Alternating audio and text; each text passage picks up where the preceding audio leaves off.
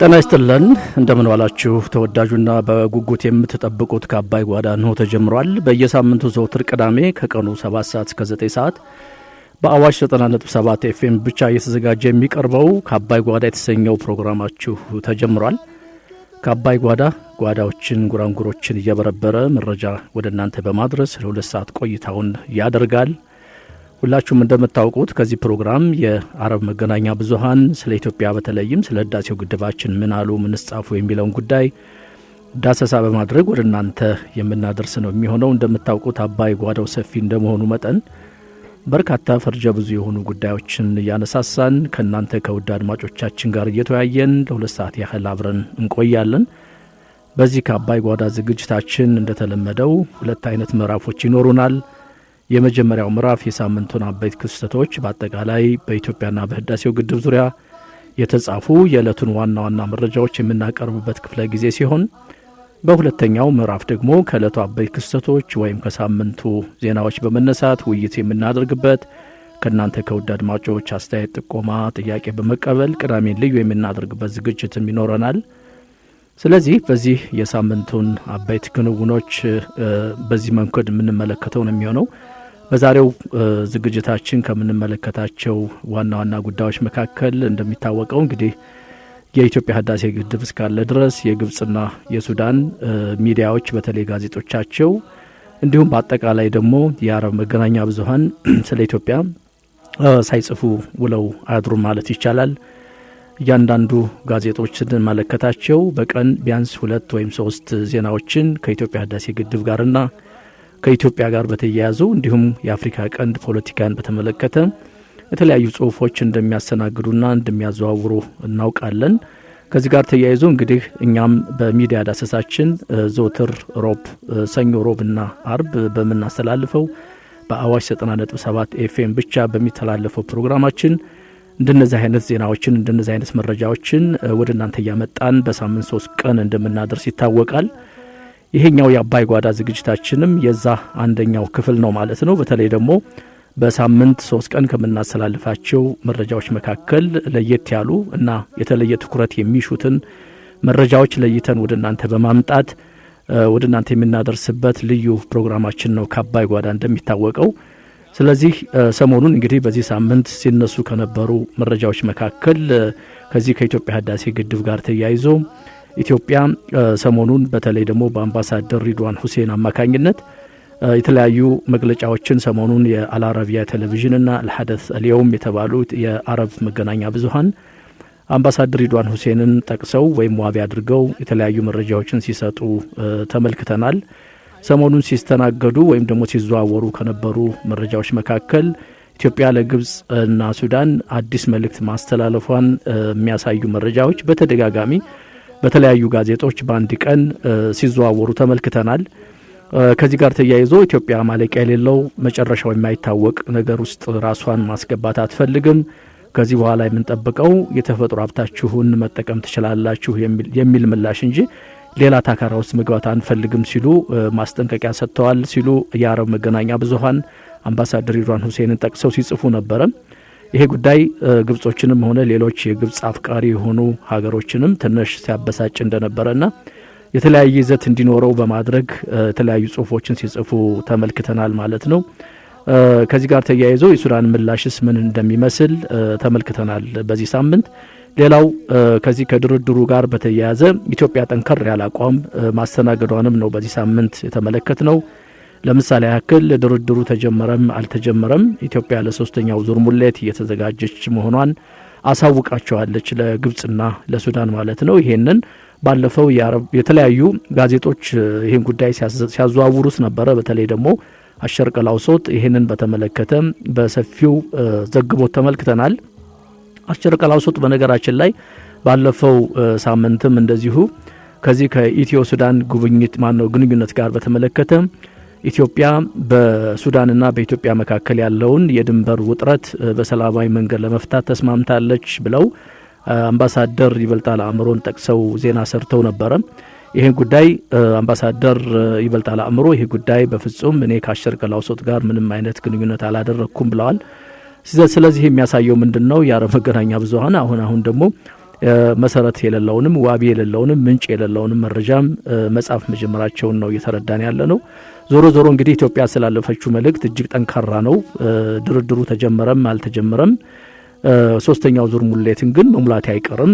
ይሄን ያልኩበት ምክንያት ደግሞ ትላለች ኢትዮጵያ እንደምታሳየው ከሆነ እኔ ይሄን ያልኩበት ምክንያት በ2015 ካርቱም ላይ የተደረገው በሶስቱ ሀገሮች መካከል የተደረገው ስምምነት መሪዎች የፈረሙት ማለት ነው። በኢትዮጵያ በኩል ፕሬዚዳንት ወይም ደግሞ ጠቅላይ ሚኒስትር ኃይለ ማርያም ደሳለኝ የፈረሙት፣ በሱዳን በኩል ደግሞ አሁን እስር ቤት የሚገኙት ዑመር አልበሺር የፈረሙት፣ በግብጽ በኩል ደግሞ አብዱል ፈታህ ሲሲ የፈረሙት የ2015 የካርቱም ስምምነት በግልጽ እንደሚያሳየው ከሆነ ኢትዮጵያ እየተደራደረች ትሞላለች፣ እየሞላችም ትደራደራለች፣ እየገነባች ትደራደራለች የሚል አንቀጽ ስላለው በዛ መሰረት መሙላት አይቀርም ስትል ኢትዮጵያ ማስጠንቀቂያ ሰጥታለች ማለት ነው። ይሄ በዚህ ሳምንት ከተዘዋወሩት እጅግ ጠንከር ያሉ የኢትዮጵያ መልእክቶች መካከል ናቸው። ይሄንንም ተመልሰን ወደ በኋላ ከእናንተ ጋር በምትሰጡት አስተያየት ጥቆማ ይሄን ነገር ማዳበር እንችላለን። ምክንያቱም ይሄ አቋም ምን ማለት ነው? ከዚህ በፊት ምናልባት የምታስታውሱ ከሆነ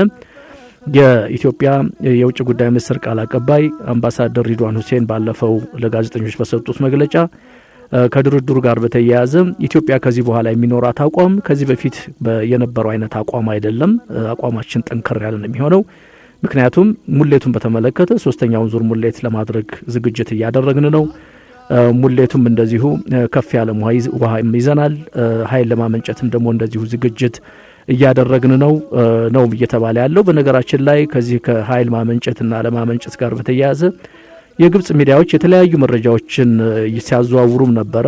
እሱንም ከምንመለከታቸው ነገሮች ውስጥ አንዱ ነው።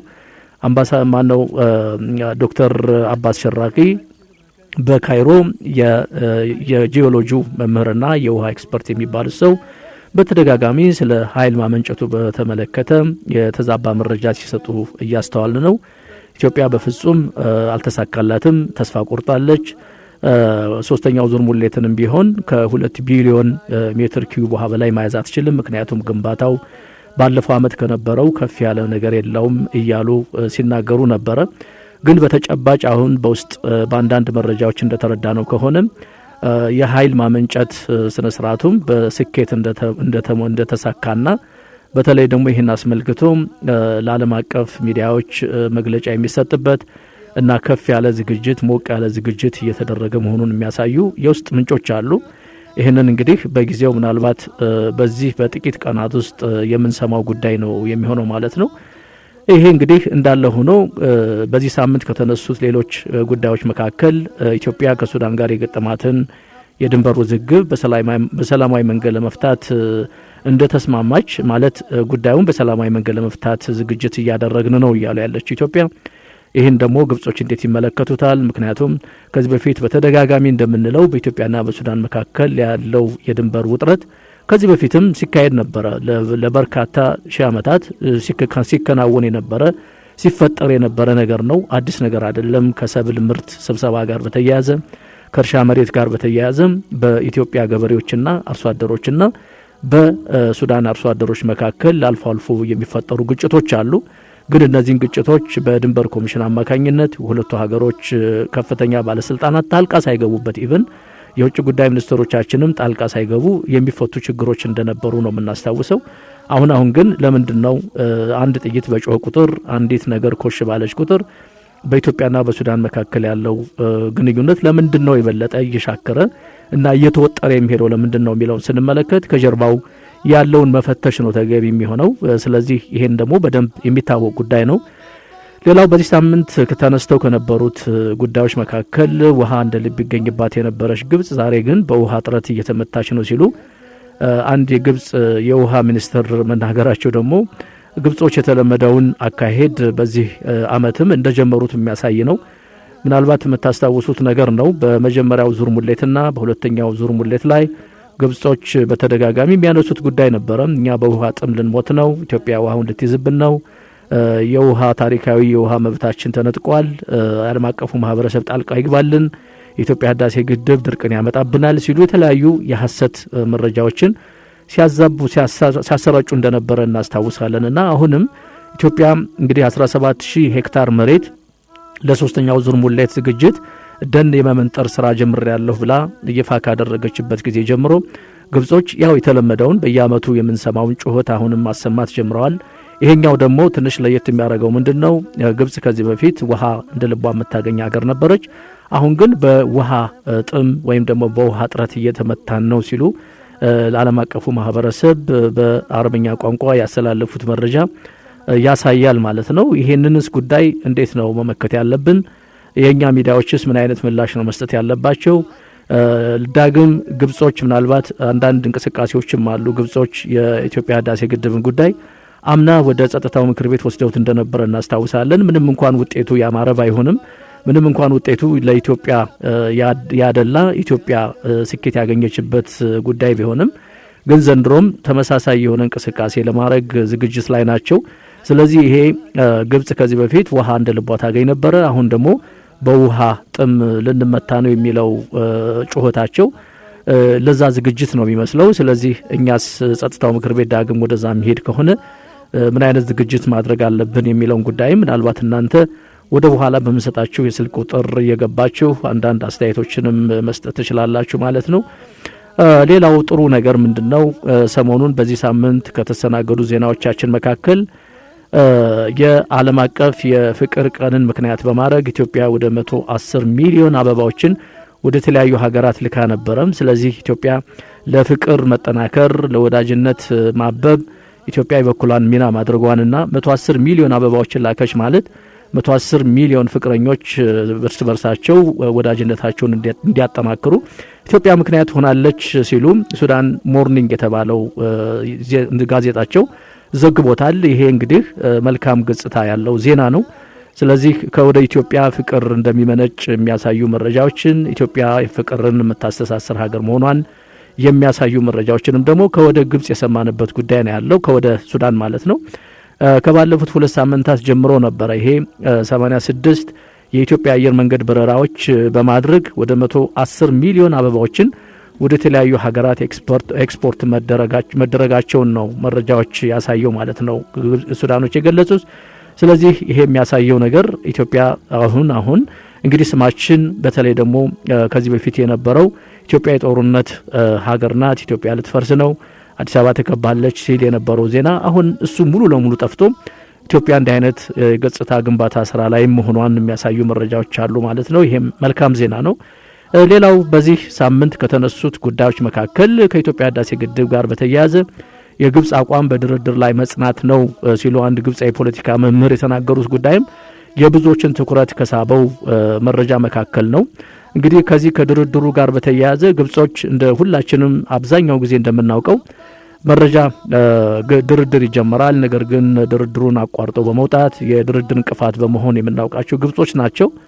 ግን አሁን ደግሞ የሚያዋጣን ድርድር ነው ሲሉ የፖለቲካ መምህር የተናገሩት ነገር አለ። ዶክተር ጣሪቅ ፈህሚ የተባሉ ከሰደል በለድ የቴሌቪዥን ጣቢያ ጋር በነበራቸው ቆይታ ድርድር እንዳይቀጥል እንቅፋቶች አሉ፣ ሆኖም ከድርድሩ ጋር በተያያዘ ግብጽ ከአፍሪካ ህብረትና ከጸጥታው ምክር ቤት ጋር በመናበብ ከፍተኛ ሚና ሊኖራት ይገባል ሲሉ የተናገሩት ነገር እነሱ ምን ያህል ድርድሩ ኢትዮጵያ በድርድሩ አልሳተፍም ብትል እነሱ ቢያገሏቸው ድርድሩ የበለጠ እነሱን እንደሚጠቅም ኢትዮጵያን ግን ድርድሩ ቢሄድም ቢቀጥልም ባይቀጥልም በኢትዮጵያ በኩል የሚመጣ ለውጥ እንደሌለ አሁን ግብጾች እያመኑ መምጣታቸውን የሚያሳይ ነው። ይሄም መልካም ዜና ነው።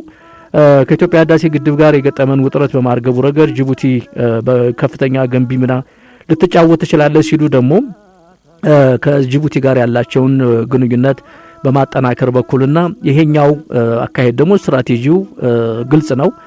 ከዚህ በፊት ግብጾች እንደሚሉት በኢትዮጵያ ላይ ጫና እንፈጥራለን ብለዋል። በግልጽ ማለት ነው። በውስጥም ጫና እንፈጥርባታለን፣ በጎረቤት ሀገሮች መካከልም አፍሪካ ቀንድ አካባቢ ትርምስን በመፍጠር ጅቡቲን ከጎናችን በማሰለፍ ሌሎች ሶማሌንም እንደዚሁ እና ደቡብ ሱዳንም ብለው ሞክረው ነበረ። ግን አሁን እንደሚያሳየው ከሆነ ምንም እንኳን ከዚህ ከሚዲያ ፍጆታ የዘለለ ተጨባጭ ነገር እያየን አይደለም። ግብጾች እየሄዱበት ያለው ኢትዮጵያን የማተራመስ ኢትዮጵያን በጎረቤት ሀገሮቿ መካከል ጫና ለመፍጠር እየተደረገ ያለው እንቅስቃሴ እየተሳካ እንዳልሆነ ነው የሚያሳየው። ምክንያቱም አሁን በቀደም ዕለትም ከኬንያ ጋር የነበረን ግንኙነት የሚያሳየው በድንበር አካባቢ ያሉትን ጸረ ሰላም ኃይሎች በጋራ ለመመከት ወንጀለኞችን አሳልፎ ለመስጠት እና የሁለቱ ሀገር ጠንካራ ሀገሮችን በተለይ ደግሞ በምስራቅ አፍሪካ ወይም በአፍሪካ ቀንድ ሀያላን ሀገራት ከሚባሉት መካከል ኢትዮጵያና ኬንያ ይጠቀሳሉ። ስለዚህ ሁለቱ ሀገሮች ተባብረው በዚህ መንገድ ከሰሩ የቀጣናችን ሰላም የበለጠ እየጠነከረ እንደሚመጣ የሚያሳዩ መረጃዎች ናቸው። ስለዚህ ግብጾች ምንም እንኳን በጅቡቲም በኩል በደቡብ ሱዳን በኩልም እንዲሁም በኤርትራ በኩልም ከዚህ በፊት ቀደም ብሎ ብዙ ሙከራዎችን ቢያደርጉም እንዳልተሳካ የሚያሳዩ ናቸው። ስለዚህ እነዚህ ነገሮች ተጠናክረው መቀጠል እንዳለባቸው ነው በዚህ አጋጣሚ ማሳሰቢያ የምንሰጠው ማለት ነው። እና እነዚህንና መጨረሻ ላይ አንድ ዝግጅት አለን ምናልባት በቀጥታ የምናስተላልፈው ነው የሚሆነው።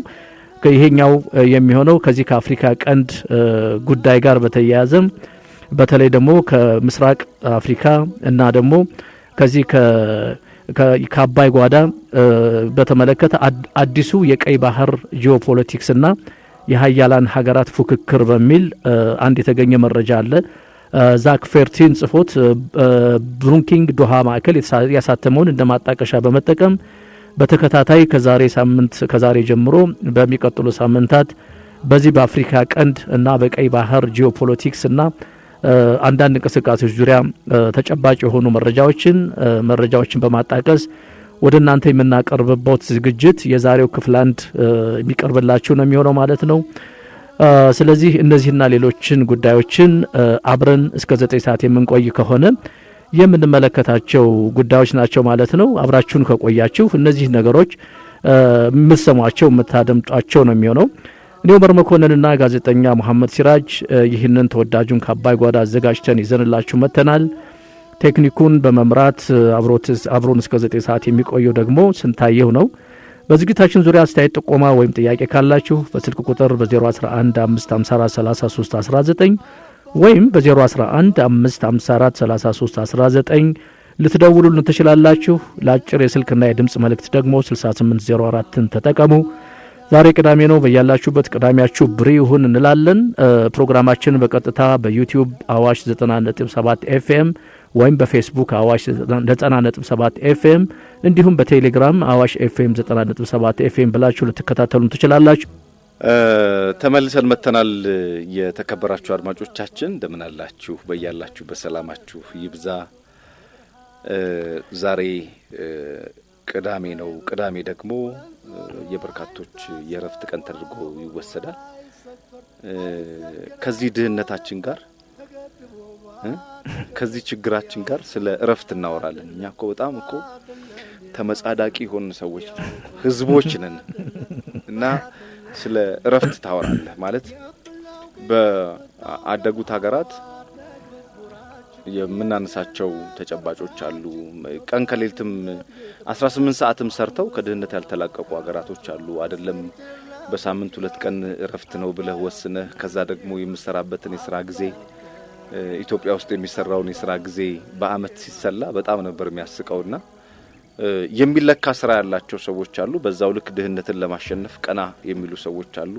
በተለይ ኢትዮጵያን ለማሻገር በዚህ ሰዓት የሚያስፈልገው የረፍት ጊዜ ሳይሆን የባከኑ ጊዜያቶችን ጭምር የምታካክስበት ጊዜ ነውና ለኛ ጊዜያችንን እያካካስን ነው የተከበራችሁ አድማጮቻችን። ምክንያቱም ዴዲኬትሊ የማህበረሰቡን ንቃተ ህሊና በተለይ ደግሞ የኛ ስራ ከንባብ ጋር የሚያያዝ ስለሆነ በርካታ ንባቦችን በርካታ መጻሕፍቶችን በርካታ ዓለም አቀፍ ተጨባጭ ሁኔታዎችን የሀገራችንን ቀጣይ ጣፈንታ ለማረጋገጥ የሚያስችሉ ዓለም አቀፍ ተሞክሮችን ጭምር ዳሰሳ የምናደርግበት ቀኑንም ሌሊቱንም በንባብ ከዛ ደግሞ በቀን ውስጥ ለ2ም ለ3 ሰዓትም ከአድማጮቻችን ጋር እየተገናኘን መረጃ የምንለዋወጥበት ነው። ሶ እረፍት የሚለውን ጊዜ ለኔ አይስማማኝም። ግን አብዛኞቹ ይሄንን ቀን ደሞ እኮ እረፍት ተብሎ ጥሩ ነገር ቢደረግበት እኮ ጥሩ ነበር።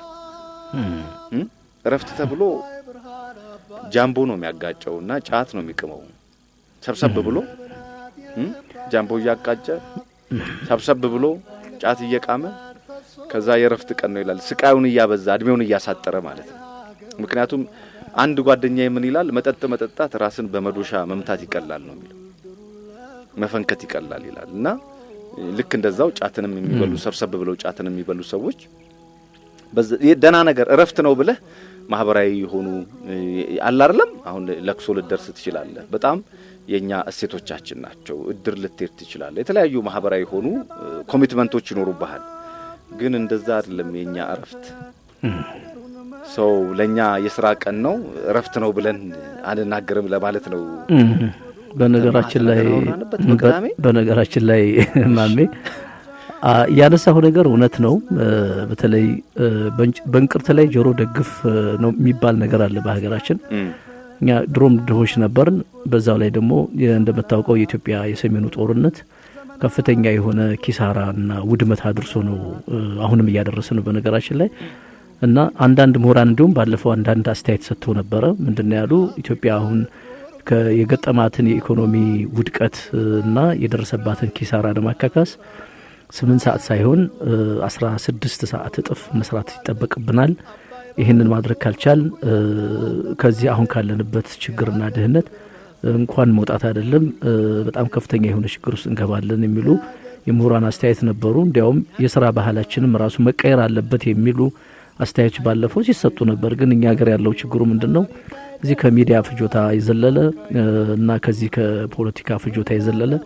ነገር የለም ብዙ ጊዜ ነገሮች ይነገራሉ ግን በተጨባጭ ስትመለከተው ጠብ የሚል ነገር የለምና አሁን ኢትዮጵያ ያለችበት ሁኔታ እጅግ ከባድ ነው የኑሮ ውድነቱ በጣም እያየለ ነው የዘይት ፋብሪካዎች ሲከፈቱ ታያለ የዘይት ዋጋ ይጨምራል በየጊዜው በየቀኑ የሚቆጣጠር ሰው የለም እህልኛ ሀገር ነው ያለው ወደ ውጭ ኤክስፖርት አይደረግም ግን እህሎች በጣም እየጨመሩ ነው እውነት ለመናገር አንዳንድ ጊዜ እዚህ እህል ቤት አካባቢ ወይም ደግሞ ወፍጮ ቤት አካባቢ ብትሄድ ማሜ እጅግ በጣም ታዝናለህ አሁን እየሆነ ያለው ነገር ምክንያቱም ከዚህ በፊት 50 ኪሎ ያስፈጨ የነበረ ሰው ቀንሶ 25 ያስፈጨ ያለው በሌላ ርካሽ በሆነ ነገር ማስፈጨት ይቻላል ነው እሱንም ለቻለ ነው አንተ ያልካለው ማስፈጨት ይቻላል ለቻለ ነው እና አሁን ችግሮች በጣም እየሰፉ ነው እነዚህን ችግሮች እንዴት አድርገን መፍታት አለብን የሚለውን ኢኮኖሚክስ ላይ ያሉ ምሁራኖቻችን አይ ቲንክ እንደው መፍትሄ ነገር ቢያመጡ ጥሩ ነው ምክንያቱም አሁን እየሆነ ያለው ነገር ከባድ ነው ዞሮ በዚህ ላይ ተጨምሮ ነው እንግዲህ የኢትዮጵያ ህዳሴ ግድብ ጉዳይ ደግሞ እንግዲህ ወደ እኛው ጉዳይ ስንመለስ ኢትዮጵያ ህዳሴ ግድብ ጉዳይ ደግሞ ከፍተኛ የሆነ በሀገሪቱ ላይ ጫና እየፈጠረ ያለ ነገር ነው የውጭ ጫናዎች እየበረከቱብን ያለው የውስጥ ትርምሱም እየተባባሰ የመጣው እና ሌሎች ነገሮች በቀጥታም ሆነ በተዘዋዋሪ ኢትዮጵያ ህዳሴ ጉዳይም አንዱ ጉዳይ ነው ምናልባት እንግዲህ ይሄ ጉዳይ ተጠናቆ መፍትሄ የምናገኝበትን ጊዜ ለማየት በጣም እየጓጓሁ ነው ማሜ እንግዲህ እየጓጓን ነው ሁላችንም እየጓጓን ይመስለኛል አሁን በአገራችን ላይ የተጋረጡ ስንክሳሮችን ለመቅረፍ የሚያስችል ሰፊ ስራ መሰራት አለበት ከምን ጊዜውም በላይ እኔ ቅድም ያነሳውልህ የቅዳሜ ቀን ረፍት ነው የእሁድ ቀን ረፍት ነው የሰኞ ቀን እንደዚህ ያለ እኛ በሌለን ጊዜ ላይ ከድህነታችን ጋር ከችግራችን ጋር አብረን ሁሉ ጊዜ ላለው እንደ ድሪቶ ጀባብንን ስለምንኖር ችግር ምንም በቃ አሁን ችግር ሲመጣ ተሰፋውና ከራስ ጋር በቃ ችግር ለምደነዋል የለመድን መንግስት ሲበድል ተለምዳለ ግለሰብ ሲበድል ተለምዳለ ኤቭሪባዲ ማለት ነው እና እነዚህ ነገሮችን ለመከላከል እንግዲህ ንቃተ ህሊናን ማዳበር ያስፈልጋል ንቃተ ህሊናን ማሳደግ ያስፈልጋል የማህበረሰብ የመረጃ ጥማትን መቁረጥ ያስፈልጋል በየጊዜው አዳዲስ ነገሮችን ሰብሲድ ማድረግ መቻል አለበት መንግስት የበጀት ድጎማ ብቻ ሳይሆን የእውቀት ድጎማ ማድረግ አለበት መንግስት በየአካባቢው ያለ የማህበረሰብ ክፍልን ማንቃት መቻል አለበት የነቃ የማህበረሰብ ክፍል ጠላቶችን ለመከላከል የሚችለው ለምሳሌ አሁን ጁንታው እንደዚህ አድርጎ በዚህ ገብቶ እዚህ ውስጣችን ያለው ማህበረሰቡ ካልነቃ እንዴት ሊከላከለው ይችላል የህዳሴ ግድብን መጠበቅ ምንችለው በነቃ ማህበረሰብ ነው የህዳሴ ግድብን መጠቀም ምንችለው በነቃ ማህበረሰብ ውስጥ የንቃተ ህሊናው የዳበረ ማህበረሰብ ክፍል የህዳሴ ግድብን መጠቀም ይችላል የህዳሴ ግድብንም ማስጠቀም ይችላል አዘርዋይስ ግን ሁሉ ጊዜ ያው እንደተሰጠን አሳይመንት ባሪያ ሆነ ትኖራለህ በአንተ ሀብት ላይ እኛ ከመቀነት ፈታ እናታችን ህዝብ ተባብሮ አንድነቱን አስተባብሮ በሰራው የህዳሴ ግድብ ላይ ምራባውያን ሲመጻደቁበት ልትመለከት ይችላል ምክንያቱም ያንተ ንቃተ ህሊና አልዳበረ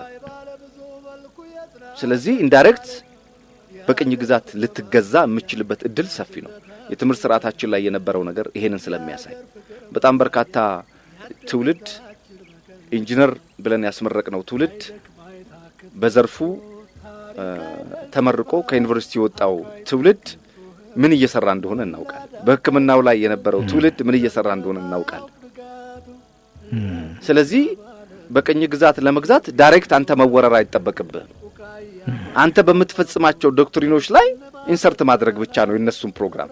ልክ እንደዚህ የከሸፈ ትውልድ እየፈጠርክ ትመጣለህ። ጦረኛ ትውልድ፣ ጀብደኛ ትውልድ፣ ዝም ብሎ ጀብዱ የሚያወራ ትውልድ እየፈጠርክ ትመጣለህና እሱ ላይ በደንብ መሰራት መቻል ያለበት ይመስለኛል። የሚዲያ ዋነኛ ሚናው ሙዚቃ ከመጋበዝ አሽሼ ገዳሜ ከማለት ይልቅ እንደዚህ ያሉ ሐሳቦችን እያነሱ የተለያዩ ሐሳብ ያላቸውን ሰዎች ሐሳባቸውን እንዲናገሩ ምህዳሩን መፍቀድ ያስፈልጋል። ሬዲዮ ደግሞ በጣም ተደራሽ ከመሆኑ ጋር ተያይዞ ሬዲዮን ላይ ሰፊ ስራ መሰራት መቻል አለበት። ዛሬ ቀደም ሲል አንተ ካነሳቸው ነጥቦች ባለፈ ምንድነው የዚህ የሳውዲ አረቢያን ጉዳይ በደንብ አድርገን እንነጋገርበታለን።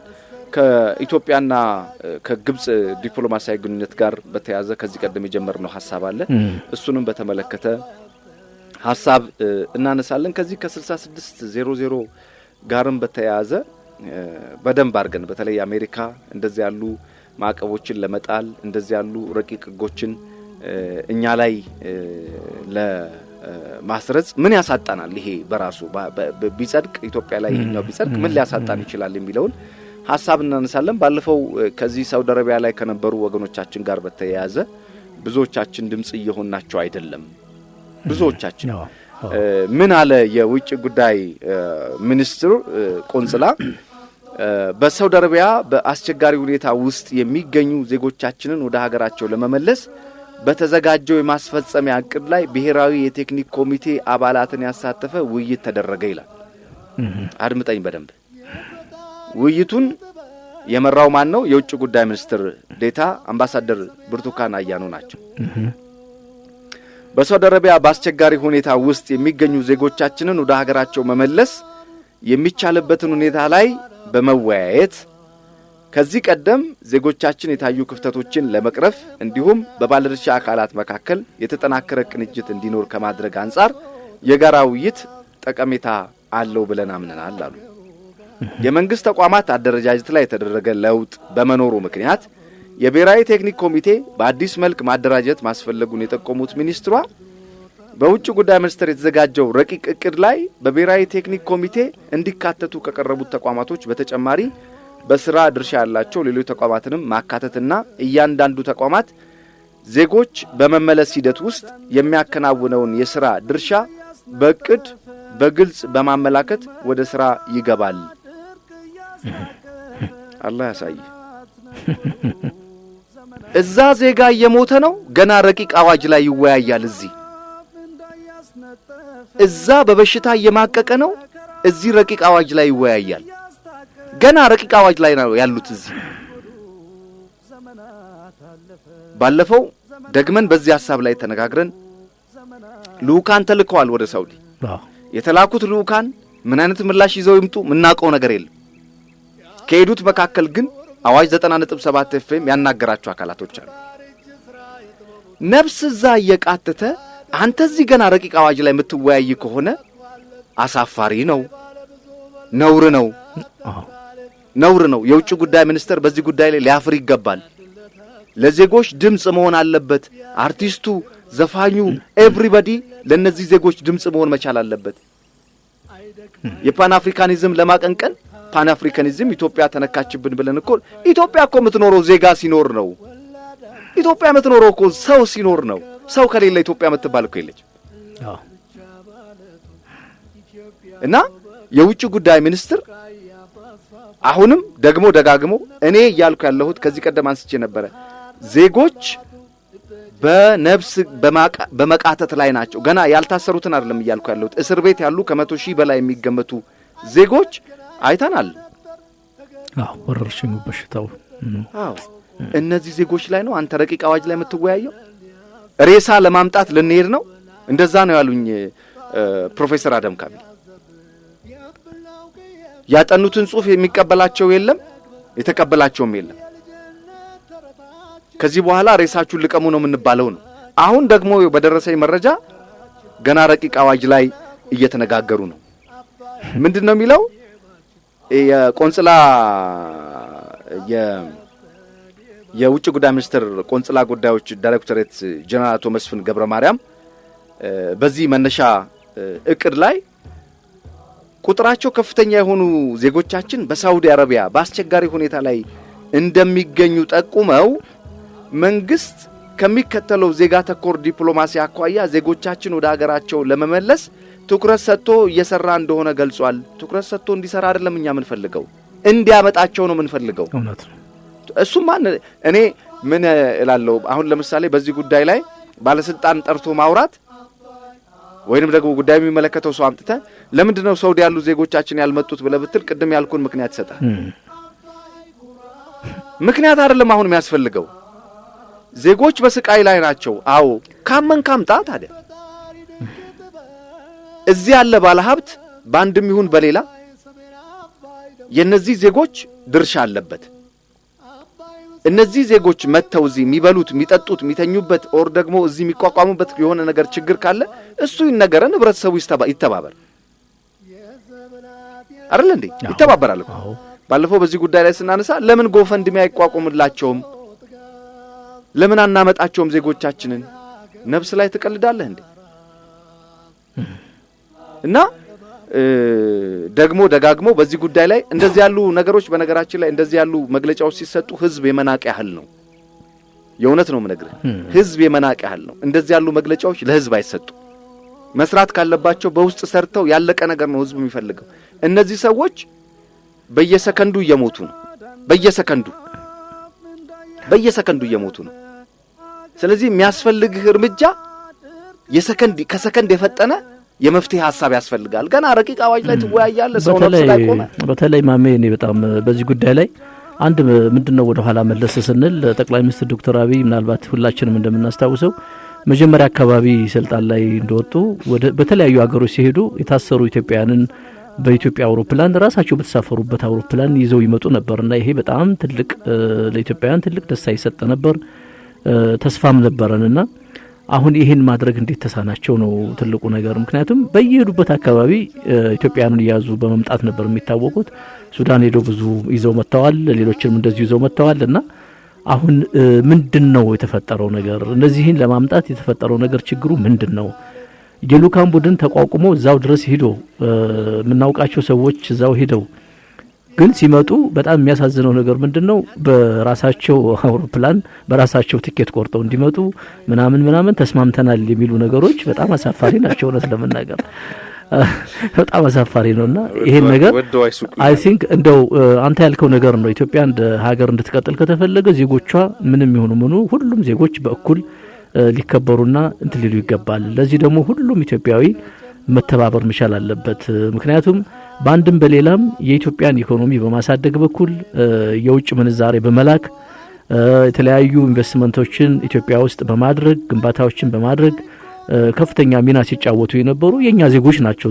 ዞሮ ምንም ይሁን ምንና ለነዚህ ትልቅ ትኩረት መሰጠት አለበት እና እንዲያውም አንዳንድ ሰዎች ምን ይላሉ እንደው ዲያስፖራ ማለት አውሮፓ ሀገር ብቻ የሚኖር ነው ወይ? ዲያስፖራ ሲባል ብዙ ጊዜ ትኩረት የሚሰጠው አሜሪካ ወይ አውሮፓ ነው። የውጭ ምንዛሪ ስታመጣ ጤናማ ስትሆን ነው ዲያስፖራ የምትባለው። እዛ ከታሰርክ እኮ ዲያስፖራ አትባልም። በእኛ ሀገር ኮንቴክስት ግን አሁን መታሰራቸው ነው እንጂ እኮ ከዚህ በፊት ከመታሰራቸው በፊት ዲያስፖራ ነበሩ። ከፍተኛም እንትን ሲያበጡ ነበርና አድማጫ ይያለኝ። ሄሎ አቤት። ጤና ይስጥልኝ። እግዚአብሔር ይመስገን። ማንም በል ደምስ እባላለሁ። የአዋሽ ጊዜ ተከታታይ ነኝ። እሺ አቶ ደምስ ፕሮግራማችሁን እከታተላለሁ ብዙ ጊዜ ከዚህ ከአዲስ አበባ ነው። እሺ በዚህ በአረቦች አረብ ሀገር ሄደው በሚሰሩ ኢትዮጵያውያኖች የሚሰማ ነገር አለ ብዙ። አሁን በተለይ በቅርብ ጊዜ አንድ ወቅት ላይ ግን አንድ የምሰማው ነገር ነበረ። ምንድን ነው የሚባለው? በዚህ በኤርፖርት ይገባሉ፣ ተመልሰው ደግሞ ወደ ኬንያ ሄደው በደላላ ደግሞ ተመልሰው ይሄዳሉ የሚባል ነገር አለ። በዚህ ይመጣሉ፣ ተመልሰው በዛ የሚወጡ ከሆነ ውሃ ቅዳ ውሃ መልስ ይሆናል እና አንድ የሚደረግ ነገር ተደርጎ ካልሆነ በስተቀር ማምጣቱም ብዙም ትርጉም ላይኖር ይችላል። ተረዳኸኝ? በዚህ ይገባሉ፣ ተመልሰው በኬንያ ይወጣሉ፣ ኦር በሱዳን ይወጣሉ። ይህን ነገር ራሱ ማስቆም ነው እንጂ የሚያስፈልገው ካመጣ በኋላ ይህንን ማታስቆም ከሆነ ያው ነው ድግግሞች ነው የሚሆነው። እና ይሄን ነገር ነው መታሰብ ያለበት ምለው እንደ ግል ሐሳብ። ይሄን ነገር ከቆመ አሁን የምትሉት ነገር በሙሉ ወደ ሶሉሽን ሊመጣ ይችላል። ጥሩ፣ በጣም እናመሰግናለን። እሺ በነገራችን ላይ የተከበራችሁ አድማጮቻችን አንድ ነገር ማሰብ ያለብን ይሄ ወደ አሁን መሆን አለበት እንዲህ ቢሆን አይደለም። ነፍስ ላይ ነው ያለነው። ኦፕራሲዮን እየተሰራ ባለ ሰው ላይ ፍራክሽን ኦፍ ሰከንድ ውሳኔ ይፈልጋል። የሐኪሙን ውሳኔ ይፈልጋል። እነዚህ ዜጎች በየሰከንዱ እየሞቱ ነው። እየሞቱ ስላሉ ዜጎች ነው እያወራን ያለ ነው። ስለታሰሩት አይደለም እኮ አካላቸው ስለታሰሩ አይደለም እኮ። በየሰከንዱ እስር ቤት ውስጥ ያሉት ወገኖቻችን በበሽታ በተላላፊ በሽታ ምክንያት እየሞቱ ነው። እሱን ታመጣና ነው እኮ አሁን ምን እናድርግ የሚለው ነገር የሚመጣው መጀመሪያ ዜጎችን ካመጣ በኋላ ኢቭን የሳውዲ መንግስትን ጭምር በማግባባት ደረጃ የሳውዲ መንግስት 3 መሰረታዊ ነገሮችን አስቀምጠውለት አልተግባባም። ዜጎቻችሁ ከጠላቴ የመን ጋር አብራ ሆና እኔን እየወጉኝ ነው፣ እኔን እያጠቁኝ ነው፣ በዚህ ደግሞ ያስኳቸው ዜጎች አሉ አምናለች ሳውዲ። ገባ? ይሄ ዲፕሎማሲ ምናምን የምትለው አይደለም። የእምነት አባቶች ሄደዋል ከዚህ ከኢትዮጵያ በልኡክ ደረጃ ምንም ነገር ነው ሳይሉን የተቀመጡት። እኔ የዚህ መንግስት አሁን ከፍተኛ ችግር የመረጃ መስጠት ችግር። እነንትና እንድናምን አታርጉን ምድል እንላለን በተደጋጋሚ። ያልተገቡ የመረጃ ምንጮችን ህዝቡ እንዲያምን ለምን ይደረጋል? ልኡካን ሄደዋል። ምላሽ የመጣ ምላሽ ካለ ይሄው መልሱ ይሄ ነው። የሄድንበት ጉዳይ ይሄ ነበር። ለምን እንትና ይነግረናል? አድማጭ አለን። ሻላው ተናስተልኝ። ሰላም አለይኩም። ወአለይኩም ሰላም ወራህመቱላህ። ሰላም ነው? ደህና። እንዴት ናችሁ? ደህና ናችሁ? ሁሉ ሰላም። ይቀጥሉ ሐሳቦትን። እሺ እኔ አሁን በሱም ያው በውጭም ጭምር ነው። እሺ አላህ ምን ሁሌ በንግግር እኮ የሚሆን ነገር የለም። በውስጡ አንድ ሰው እኮ በውስጡ ነው የሚሰራ። አሁን ይሄ ሁሉ የምታወሩት እናንተ ጥሩ ነው፣ የእናንተው በጣም ጥሩ ነው፣ የሚያስደስት ነገር ነው። ግን ሌላው ከእናንተ በላይ ያለው ለምን ይሄ ነገር ሳይደረግ ራሱ ሀሳብ መስጣት ራሱ ጥሩ አይደለም። አንድ በኑሮ ውድነት ደግሞ አሁን ጤፍ አሁን ለምሳሌ ዑመር የተናገረው ነገር አለ። 50 ኪሎ ጤፍ የሚፈጭበት 50 ኪሎ ትክክል ነው። ይህም በወሬ አይደለም። ለምሳሌ ባለፈው አንዱ ወፍጮ ቤት ታሸገ ተባለ። አሁን ይሄ ወፍጮ ቤት ሲታሸግ ተሰማ፣ ሲከፈት ግን ሳምንትም ሳይቆይ ይከፈታል። ሰው ግን በኖሮ በአሁኑ ሰዓት በጣም እንትን ያለ ነው። ይሄ አሁን ጤፍ በሀገራችን ያለ ነው። በውጭ የሚመጣ ነገር እንኳን ያው ትንሽ ያው ብዙም ነገር በመዘዝ ስላለው ግን በሀገራችን ባለ ነገር ህዝቡ እንትን ማለቱ ለኢትዮጵያ ህዝብ ደግሞ ሁሉም የዋ ነው ያው ያስባል። ግን መንግስት ደግሞ በዚህ ነገር ሀይ ቢልበት በጣም አሪፍ ነው። ብዙ ነገር ለምን ብዙ ነገር እንዴት ጤፍ በሀገራችን አለ። ውጤት ላይኖረ ነገር ደግሞ አለመናገር፣ አላህን ለምነው ዝም ማለት ይሻላል። አላህ ደግሞ ዝም ካሉት ያመጣል። ግን ከራሳችንም ወንጀል ቅጣቱ ቢሆንም መንግስት ደግሞ የሆነ እርምጃ መሄድ አለበት እና ይታሸጋል። ግን ሲከፈት ደግሞ ህዝቡ የሚሰማ ነገር የለም። ያው ተከፈተ ሜዳን የሆነ ነገር ይሰጣል፣ ይከፈትለታል፣ ስራውን ይሰራል። የበለጠ ነው እንደገና የሚጨምረው ማለት ነው። ስለዚህ ይሄ ነገር ሀይ ቢሉ የእናንተንም ንግግር ያው ፈጣሪም ሰምቶ ህዝቡም መንግስት ቢሰማ ጥሩ ነው ይላል። በጣም እናመሰግናለን። ሹክራን። እሺ የኢትዮጵያ ማህበረሰብ ኢኖሰንት ነው። በጣም ኢኖሰንት ነው። በጣም እና ይሄንን ህዝብ መምራትም መታደል ነው። በነገራችን ላይ መታደል ነው። በጣም ኢኖሰንት ነው። በዲሞክራሲ በነጻነት ይሄ ሌላው ሀገር ላይ እንደምታየው ለምንድን ነው ከአፍሪካ ሀገር ኢትዮጵያ የምትለየው ብለህም ማሰብ ያስፈልጋል። ኢትዮጵያ ውስጥ አሁን እንደሰማኸው አባት ይሄ ጉዳይ በፈጣሪ መልስ የሚያመጣ ነው። ኢኖሰንት ስትሆን ነው እንደዚህ አይነት ሀሳብ የምታነሳው። ተሻጋሪ ስትሆን እንደዚህ አይነት ሀሳብ የምታነሳውና በነገራችን ላይ ማሜ እንደው አቋረጥኩ እንጂ አንድ ጊዜ አይ ቲንክ ቢፒአር ነው ምናምን የሚባል አንድ ትግበራ መጥቶ ነበረ። እሱ ላይ የመንግስት ባለስልጣናት በተለያዩ መስሪያ ቤቶች ስልጠና ሲሰጠን ነበርና ከዛ አንድ ጊዜ ስልጠና እየተሰጠን ረጅም ሰዓት ቆየን። ምሳ ሰዓትም አለፈ። በጣም ብዙ ሰው ነበረ እዚህ አዲስ አበባ ዩኒቨርሲቲ ነበረ እና በተለያዩ አዳራሾች ነበረ ስብሰባው ሲካሄድ የነበረውና በአንድ ጊዜ ሁሉም ተለቀቀና ሰልፍ ያዙ ተባለ። ምሳ ለመብላት ማለት ነው። የሚገርም ነገር አንድም ሰው ራበይ ብሎ ሰልፍ ሳያበላሽ ወይ ደግሞ ያለ ወረፋው ሳይገባ በስነ ስርዓት ተሰልፈን በስነ ስርዓት ስንበላ አንድ ወዳጄ ምን አለኝ፣ እኔ ጎረቤት ሀገር ነበርኩ አለ። ያው አገሩን መጥቀስ ሳያስፈልግ ማለት ነው።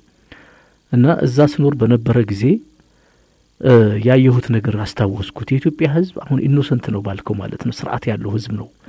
የኢትዮጵያ ሕዝብ ደንብ አስከባሪ ሳያስፈልገው፣ ስርዓት አስከባሪ ሳያስፈልገው በራሱ ስርዓት ያለው ሕዝብ ነው።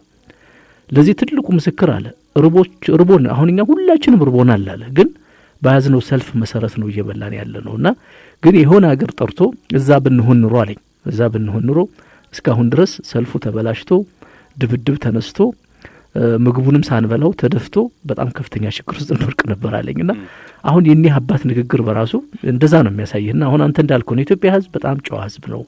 ደንብ አክባሪ ሕዝብ ነው። ደንብ አስከባሪ የሚያስፈልገው ሕዝብም አይደለም በራሱ ማለት ነው። ስለዚህ ይህን ሕዝብ አይ ቲንክ በጥንቃቄ መያዝ የሚያስፈልግ ይመስለኛል።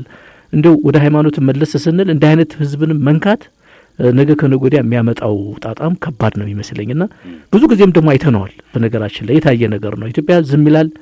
ዝም ካልና በደሎች እየበዙ ከመጡ ወይ ደግሞ ነገሮች እየተበላሹ ከመጡ አላህ በራሱ ጊዜ የሚያመጣው ነገርም ስላለ ይህንን መፍራት ተገቢ ይመስለኛል። እንደ ሃይማኖተኛ ሃይማኖት የተለያዩ ሃይማኖቶችን የምንጭ እንደመሆኗ ኢትዮጵያ የመጀመሪያ የተቀበለች በአፍሪካ እንደመሆኗ ሀገር ግን አይሁድም ብለው ክርስትናም ብለው እስልምናም ብለው መጀመሪያ መገኛዋ ማለት የተገኘባት ኢትዮጵያ ናት። ከመካከለኛው ምስራቅ ተቀብለን አፍሪካ ውስጥ ይገባል። አፍሪካ ውስጥ ኢትዮጵያ ይመጣል። ከኢትዮጵያ ነው ወደ ሌላ ሀገር የሚሰራጨውና እንደ ሃይማኖተኛ ሕዝብም እንደነዚህ አይነት ነገሮችን ጥንቃቄ ማድረግ አለብን ለማለት ነው።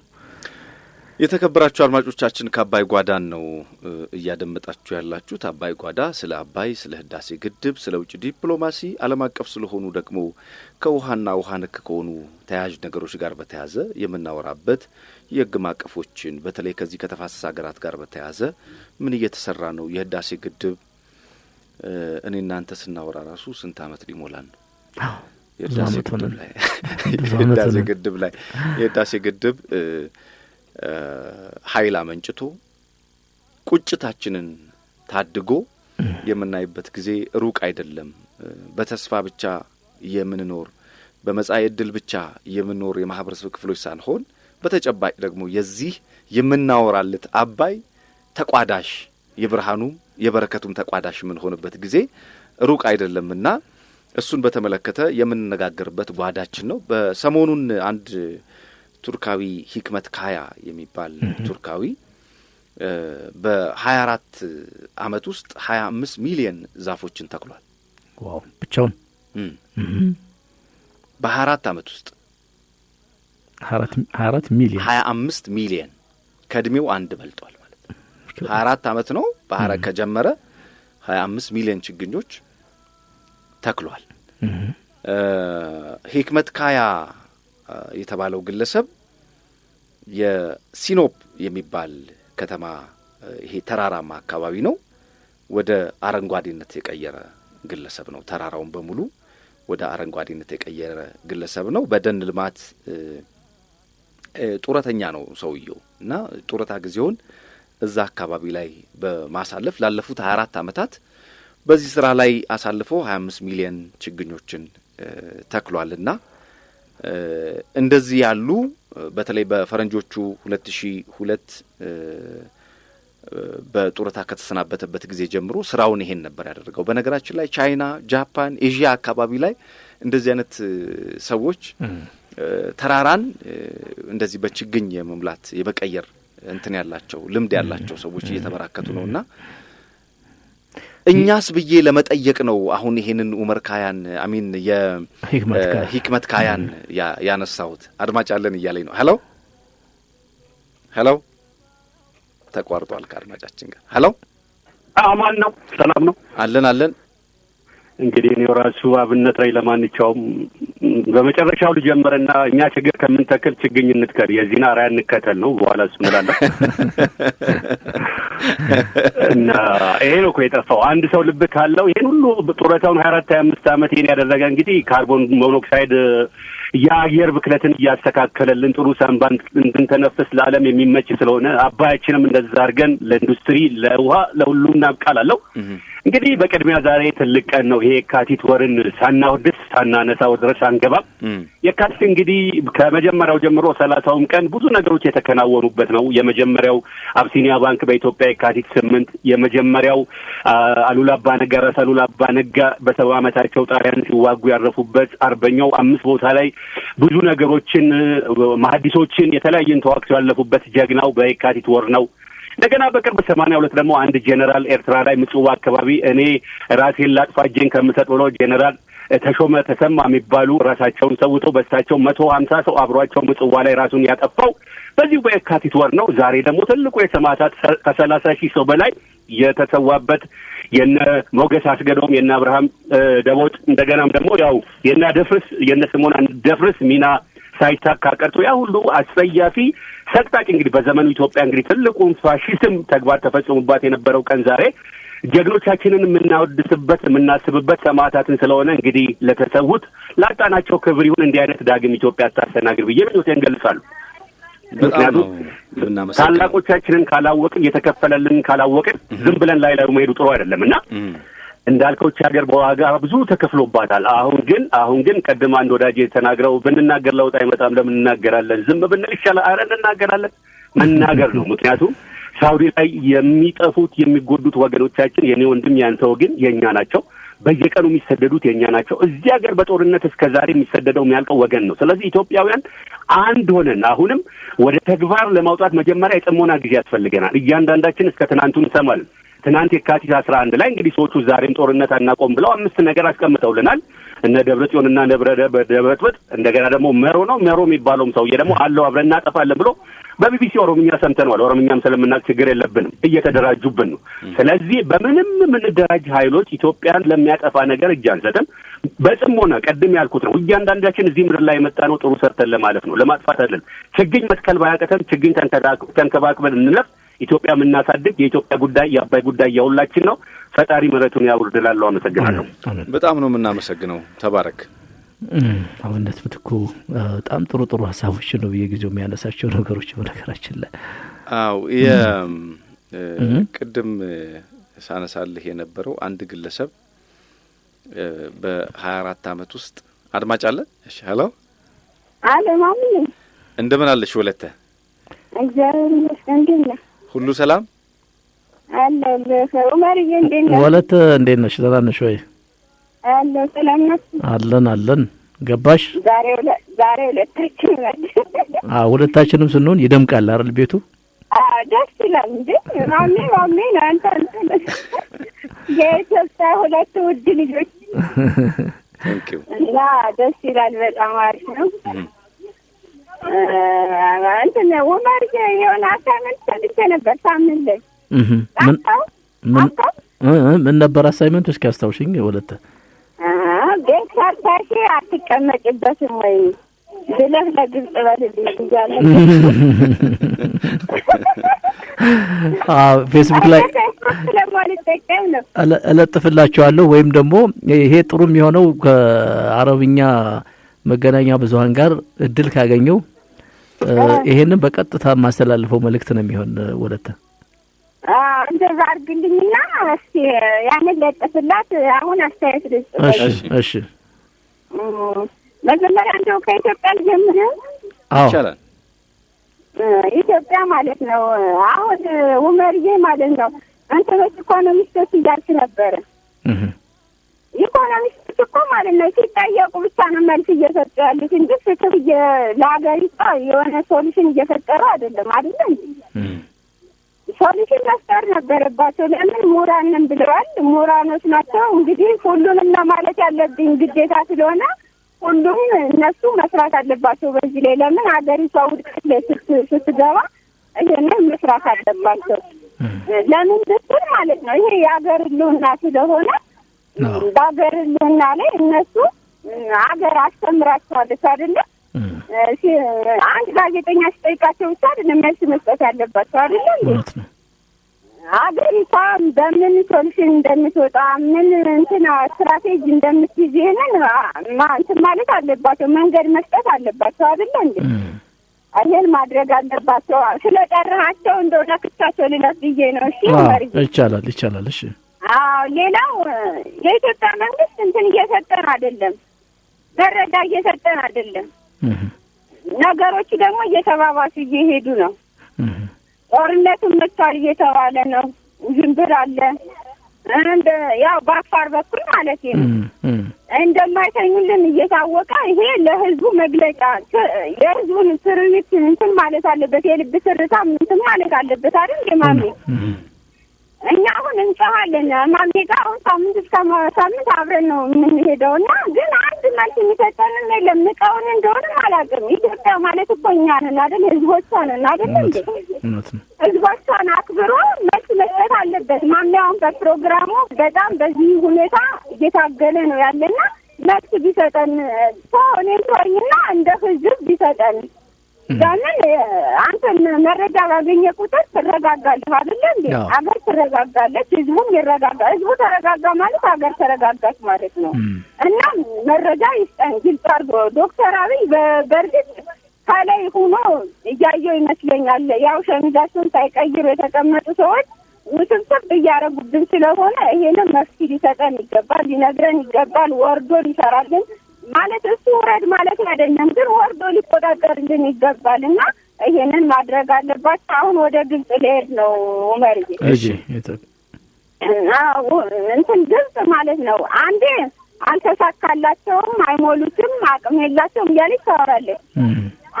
አንዴ ደግሞ ታጥቻለሁ ባጥሞቱ እያለች እንትን ትላለች አይደለም? ሁለቱ ግን አይቃረንባትም። በደንብ ይቃረናል እንጂ ይሄ እኮ እንደው ለይታ ራሱ ለውጮቹም እኮ እነሱ እንደ ኮንፊውዝ የሚያደርግ ነገር ነው እየነገረቻቸው ያለች እና ራሱ ወደ ራሷ ተመልሳ ያ አርቲሲስ የሚባለው ሰውዬ እንደው ስሙን ሲጥረው እሱ ሰውዬ ማለት ነው ማለት ትክክለኛውን ነገር ነው ለነዛ ለአጋሮቹ መናገር ያለበት እና ትክክል መረጃ እየሰጠ አይደለም። ችግር የለውም፣ እኛ አቅምም እንደ አቅማችን እንሰራለን። ችግር የለውም። አቅምም ባይኖረን እንደ አቅማችን እንሞላለን፣ እንደ አቅማችን ደግሞ እንትን እንላለን። ይሄ ችግር የለውም። ሌላው እንስላታለው በአገር ውስጥም በውጭም ሌላ ችግር ፈጥርባታለሁ እያለችን ነው። ከዚህ ወዳማ ምን ታድርገንሽ? ምን ታድርገን? አንዴ ጦርነት ታስነሳብናለች፣ አንዴ አሜሪካን ትልክብናለች። ከዚህ ውስጥ ምን ታድርገን? ግን ማለት ነው እኛ ምንም አልበደልናትም። በራሳችን በራሳችን ውሃን እየተጠቀም ይሄ ሁሉ ትብትብ ምንም በለው ምንም ባበይ ጦስ የመጣ ነው አይደል እንዴ? እውነት ነው። እና ይሄ ሁሉ ከሁሉም እጇ እሷ ማናት የችግርት ማለት ነው አለችበት። የለውበትም ማለት አትችልም። አሜሪካም እኮ ማለት ነው አንዴ መለሳት ለፍታ ታመጣለች፣ አንዴ ሌላ ነገር ታምጣለች። አሁን እንደውም ይባስ ብላ ሌላ ማዘር እንዳይረዳን እያደረገች ነው አይደል እንዴ? ይሄ ነገር ከጸደቀላት እኮ ሌላ ሀገር ሁሉ እንዳይረዳን የሚሆንበት ሚንስ ነው ያለውና እኛ ግን እኔ የምለው ዶክተር አብይን የምንለው ይሄንን ነገሩን እንዲቋጭልን። ለምን ይሄ ነው ክፍተት የፈጠረብንና ከውጫችን ደግሞ ህዝባችን አንድነቱን አጠናክሮ ቢሄድ ለምን ሌላ ችግር እየተፈጠረብን ስለሆነ እንደው አንድነታችን እናጠናክር። ክፍተት ከተፈጠረ ማለቃችን እና መጥፋታችን ነው ላለው አሁን ትንሽ እየሳትጠኝና እነዚህ ወደ እንትኖቹ ልጆች ወደ ወለተ አረብ ሀገር ልጆቹ ወለተ ሌሎች አድማጮች ዛሬ እንዲገቡ አልፈቅድም እያልሽ ነው? ብቻ ነው ማሜ፣ እቺን ብቻ ነው። እሺ ልክን አንድ ደቂቃት ሞላለን ያነጋገር ማለት ነው። እነሱ ልጆች ማለት ነው እነሱ ገና ወረቀት እስከሚያደቁ ወዛ እዚህ እስከሚሉ ድረስ እነሱ ሙተው አልቀዋል። ስለዚህ በአስቸኳይ መድረስ አለባቸው። ወዳቸዋለሁ። አመሰግናለሁ። በጣም እናመሰግናለን። ወለተ ተባረክ። እሺ የተከበራችሁ አድማጮች 0115543316 መጨረሻውን 19 አድርጋችሁ ሀሳብ አስተያየቶቻችሁ ልታነሱ ትችላላችሁ። ቀደም ሲል አንድ ሀሳብ እያነሳውላችሁ ነበረ። አድማጭ አለን። እሺ ሄሎ። ያለው ይመስለኛል። እንደምን አላችሁ? አለን። አብዱ ከሰበታ እባላለሁኝ። አብዴ እንዴት ነህ? ክብሩ ይስፋ። ያው እየተነሳ ያለው ነገር ሀሜት ነው። ወልዋይዝ ኦልሞስት አራውንድ ወደ 12-13 ዓመት የምናመው ግብጽ እነዚህ ሱዳን ምናምን እያለ ነው የምንቀጥለውና የሀሜት ብዛት ነው እንትን እያለን ያለ ነው። የውስጥ ችግራችን ነው ለዛው ላይ ያዘገም ማለት ነው። ስጋታችን በጣም ከፍ አለ፣ በጣም በዛ። ውጤቱን ማየት አልቻለምና የውስጥ መቦርቦር ነው ለዛው ላይ ያዘገ። ምንም ጥያቄ የለውም። ምንድነው ውሻ በከፈተው አይነት ነገር እየሆነብን ሆነና ጣታችንን ግን የምንቀስለው ሳሙኤል ሆነ። ያሳዝናል። ይህነት እድል ያው ትውልዱ ዋጋ እየከፈለ ነው። በብዙ መልኩ ዋጋ የምንከፍለው በብዙ በገንዘብ ይሆናል፣ በህይወት ጭምር ነው። አሁን ዛሬ ወንበዴው ዋጋ የሚያስከፍለውን ሁሉ ያ ነው። ምንም ጥያቄ የለውም። እንቆቅልሹ ፓዝሉ እየተፈታ እንዲሆን ማለት ነው። ይሁን እንደ ነገሩ ምንም ውጤት እያየን አይደለም። 12-13 ዓመት ሆነ። እኛም ባክባይቲንግም አላቋረጥነውም፣ እየቀጠልን ያለ ነው እና ቢቻል ውጤቱንም እያየን አይደለም። የሆነ ዙር ባለፈው ነበር፣ የሆነ ዙር ተሞላ። ምን ነበረ? ምንድነው ሴክሬት? ድብብቆሹ በዛብን። ውጤቱን አያስፈልግን። እዛ ጋር ዳርክ እንትን ውስጥ ያለ ህዝብ አለ፣ በጣም ጨለማ ውስጥ ያለ አለ፣ መብራት የሚቆራረጥበት ህዝብ አለ። ጉጉቱ ለዛ ያ ሁሉን ያጥንትና የደም ዋጋ እያስከፈለን ያለው እና እሱ ፓርት ተሸፍኖብናል። ቋት ይበርግ ለማለት አሁን ሌላኛው የዚህ የሀረብ ጉዳይ ስናነሳ እንዳልኩት ነው የቅድሞ የውሻ ጉዳይ ሆነብን። የውሻ ጉዳይ ማለት እኛ ጋር ዲፌክቱ እኛ ጋር መጣ። ላይክ እንደ ኢንቴቤ ኦፕሬሽን ማድረግ አንችልም። በኢዳሚ ዳዳ ጊዜ እስራኤሎች ዜጎቻቸውን በሆነ እንትን ውስጥ በብርሃን ፍጥረት የሚሉት ወንበዴዎቹ በሚሉት ቋንቋ ልጠቀምና በዛ ልክ ዜጎቻቸውን ያስወጡበት ነገር አለ። ኦፕሬሽን የሚገርም ኦፕሬሽን ነው። እሱን አንችልም። ለዛ ነው የተዳፈሩን። አሁን ሱዳን ያለው ሳሙኤል ያለው ኢትዮጵያዊ በብዙ ይጎሳቆላል። ለምን አይጎሳቆልም? መንግስት ግን አተታይም እንደዚህ ይጠቅማለሁ ወይ ነው የለውም። ስለዚህ የውስጥ ነገሮቻችን የመፍታት በተለይ በዚህ ማዕከል አካባቢ ያለው ህዝብ ይህን ሚስጥር ቋንቋውን ሊያውቅ ይገባል። ከውስጣችን ሆኖ የወንበዴ መሳሪያ እየሆነ ያለ አለ። ምንድነው ፍየል በግርግር የሚባል አማርኛ አለና እሱን ለመጠቀም እየተካሄደ ያለበት ሁኔታ አለ። ብዙም አላወራም። ሰላማችሁ ይብዛ። እንግዲህ እግዚአብሔር ይታረቀን። ቴንኪው። አሚን አሚን። የተከበራችሁ አድማጮች በሰበር ዜና ተመልሰናል። የህዳሴው ግድብ ነገ ይመረቃል። የካቲት 13 2014 ዓመተ ምህረት በይፋ የኤሌክትሪክ ኃይል ማመንጨት ይጀምራል። አዎ ይጠበቅ ነበር። ያው ቅድም እኔ በመግቢያ ላይ አንዳንድ መረጃዎች ሰጥቼ ነበር ለአድማጮቻችን። በውስጥ መረጃ ለማግኘት እንደሞከር ነው ኢትዮጵያ ህዳሴ ግድብ ወይ ዛሬ ወይ ነገ ወይም በ3 ቀናት ውስጥ ይመረቃል ብዬም ተናግሬ ነበርና ይጠበቃል። በእኛ በኩል እንትን ብለን ነበር። ስለዚህ እርግጠኛ ሆነ ማለት ነው። አሁን እየተጠየቀ ያለው ነገርም ምላሽ አገኘ ማለት ነው። በቃ በጣም አሪፍ ነገር ነው።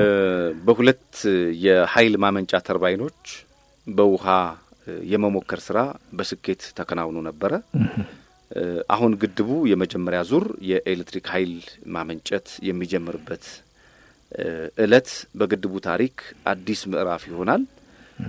ይሄም እንግዲህ በዚሁ በያዝነው በየካቲት ወር በጣም በርካታ በተለይ የካቲት 12 የካቲት 13 የካቲት ወር በሙሉ ቅድም አስራለቃብነት እንዳለው የሰማዕታት መታሰቢያ በጣም በርካታ ኢትዮጵያ በጣም በርካታ ገድሎችና ድሎች ያስተናገደችበት እንዲሁም ሽንፈትም ያስተናገደችበት ወቅት እንደመሆኑ መጠን የዚህ የህዳሴ ግድብም ከዚህ ታሪክ ጋር አብሮ የተያዘ ይሆናል ማለት ነው። ቅድም ስናነሳ የነበረውን አንድ ሀሳብ ላንሳና እንሻገር። የሂክመትን በ24 ዓመት ውስጥ እንግዲህ 25 ሚሊየን የሚሆን ችግኞችን ተክሏል ያለው አንድ ግለሰብ በጡረታ ከተሰናበተ በኋላ።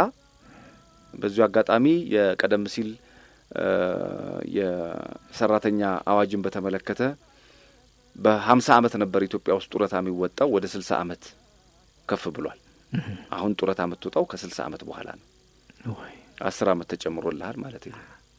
እኔ እንኳን 10 ነው የሚቀረኝ፣ ግድ የለም ጡረታ ለመውጣት እና 60 ዓመት ሆኗል። አሁን ኦልሬዲ ተወካዮች ምክር ቤት ቀርቦ ጸድቋል።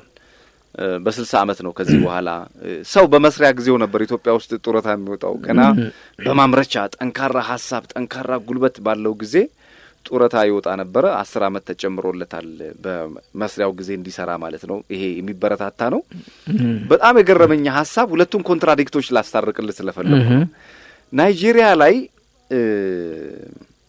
አዲሱ ትውልድ ከፈቀደልኝ አሉ ማን ናቸው የ102 ዓመቷ አዛውንት በናይጄሪያውያን ዘንድ ማማ አፍሪካ በመባል ይታወቃሉ አዲሱ ትውልድ ከፈቀደልኝ እኔ መሆን ምፈልገው አሉ በ102 ዓመታቸው የአፍሪካ ፖለቲካ እንደዚህ መሆኑን ለማሳየት ፕሬዝዳንት ነው መሆን ምፈልገው አሉ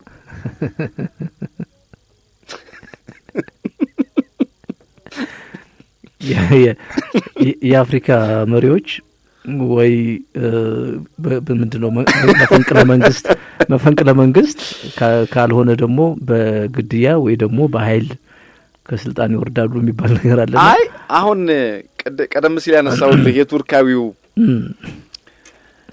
4 ዓመት ቆይቶ ችግኝ ተክሏል ቢያንስ 25 ሚሊዮን አንድ ተራራ እሱ የተወለደበት አካባቢ ያለን ተራራ በሙሉ በችግኝ በደን ሸፍኗል እኚህ ናይጄሪያዊ እናት ደግሞ በተቃራኒው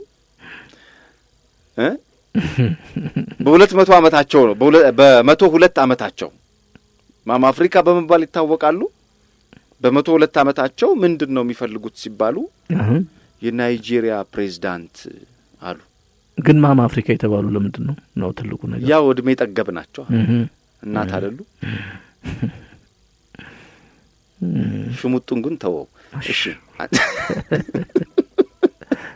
ሄሎ ሰላም አለይኩም ወአለይኩም ሰላም ወራህመቱላሂ ወበረካቱ አለን ሁሉ ሰላም አልহামዱሊላህ አብራር ነው አብሬ እንዴት ነህ ሰላም ነው አልহামዱሊላህ በመጀመሪያ እንኳን ደስ አላችሁ እንኳን አብሮ ደስ አለን የልፋታችሁን ሰመር የልፋታችሁን ፍሬ ያፈራ ይመስላል ልክ ነው አልহামዱሊላህ በጣም አልহামዱሊላህ መጀመሪያ አላህን እናመሰግናለን ቀጥሎ ደግሞ እናንተ እናመሰግናችኋለን በጣም ነው እናመሰግነው ሹክራን መጨረሻውን ደግሞ አላህ ያሳምርልን አሜን አሜን በተረፈ ግን ስለ ችግኝ ስለተነሳ ችግኝ ነብዩ አለይሂ ሰላቱ ወሰለም አንድ ሰው በእጁ ላይ አንዲት የተምር ዛፍ ችግኝ ካለ ቂያማ ነገ ይቆማል እንኳን ቢባል ትከሏት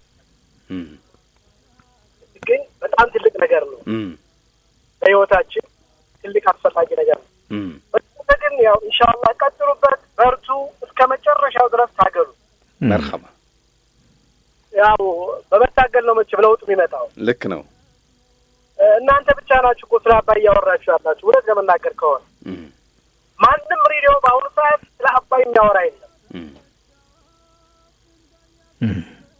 እናንተ ግን ኢንሻአላህ ፍሬው ያያችሁ ስለሆነ ያሰንፉ ቀጥሉበት አመሰግናለሁ በጣም ነው እናመሰግናለን ሹክራን እሺ አብራር ጠንካራ ሐሳብ የሚሰጠን የዘወትር አድማጫችን ነው እጅግ አድርገን እናመሰግናለን ቀደም ሲል ሲነግር የነበረው ነብዩ መሐመድ ሰለላሁ ዐለይሂ ወሰለም የቂያማ ቀን ማለት የምጽአት ቀን ቢደርስ እንኳን እጃችሁ ላይ ያለችን ችግኝ ትከሏት ይሄ ማለት ለችግኝ ምን ያህል ቦታ እንደሚሰጥ የሚያሳይ ነውና ይሄኛውም ቀደም ሲል የነገርነው ቱርካዊ ሰው ህይወቱን በተግባር ሲኖር ነው የሚያምር አፍሪካ ውስጥ የሚኖር ደግሞ በ102 ዓመቱ ፕሬዝዳንት መሆን ይመኛል አድማጭ አለን ሄሎ አቤት ጤና ይስጥልኝ እንደምን አለ እንኳን አብሮ ደስ አለን ሰላም ናችሁ ሁሉ ሰላም ምን እንስማ በቃ እንግዲህ ምንም ከበርቱ ብቻ ነው በቃ በርቱ ነው አባይን ስለጋግዳይ በርቱ ብቻ ነው በቃ ሹክራን በጣም ነው የምናመሰግነው እሺ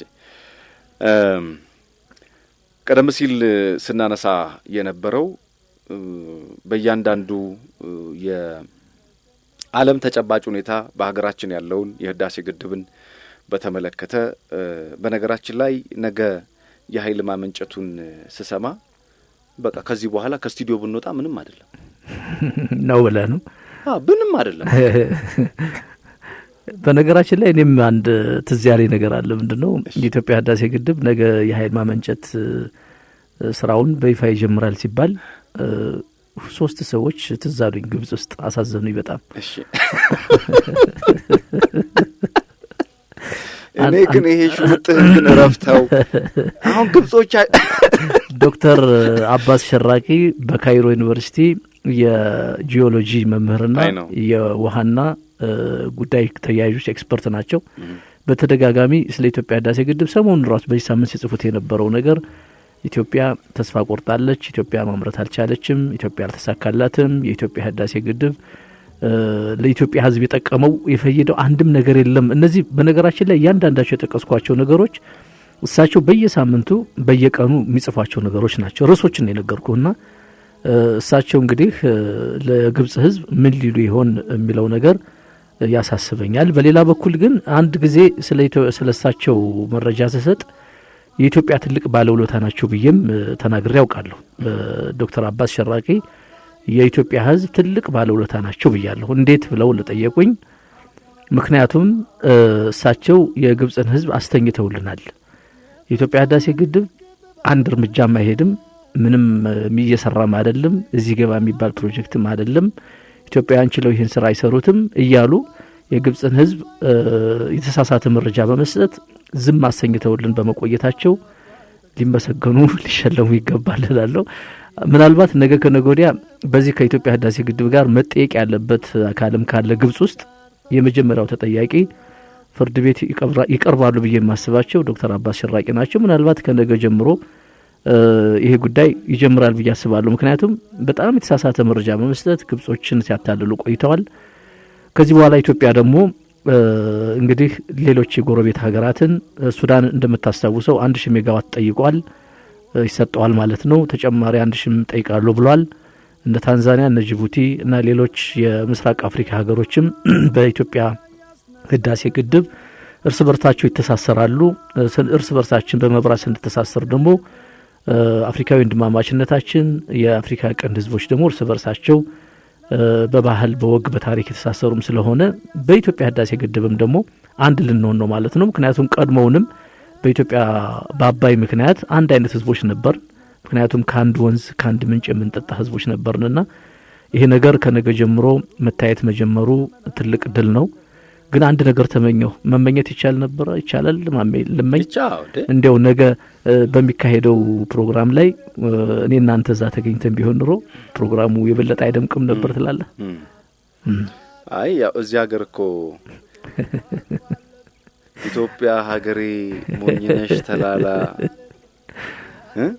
የሞተልሽ ቀርቶ የገደልሽ በላ እንዳይባል ተረቱ እኛ እንሰራለን። ግድ የለም። አይ እኛ ዞሮ እየሰራን ያለን ለኢትዮጵያ ነው እንጂ እኛ ስለሄድን ስላልሄድን ሳይሆን ቢሆን መረጃ ሙሉ ይሆናል። እዛ አካባቢ ላይ ተገኝተህ እውነት ነው እንደዚህ ያሉ መረጃዎች ሲኖሩ ቶሎ ብለው እኛ ዩቲዩበሮችና ፌስቡከሮች እንኳን እየጠሩ ሲሄዱ ምንም አላልናቸውም።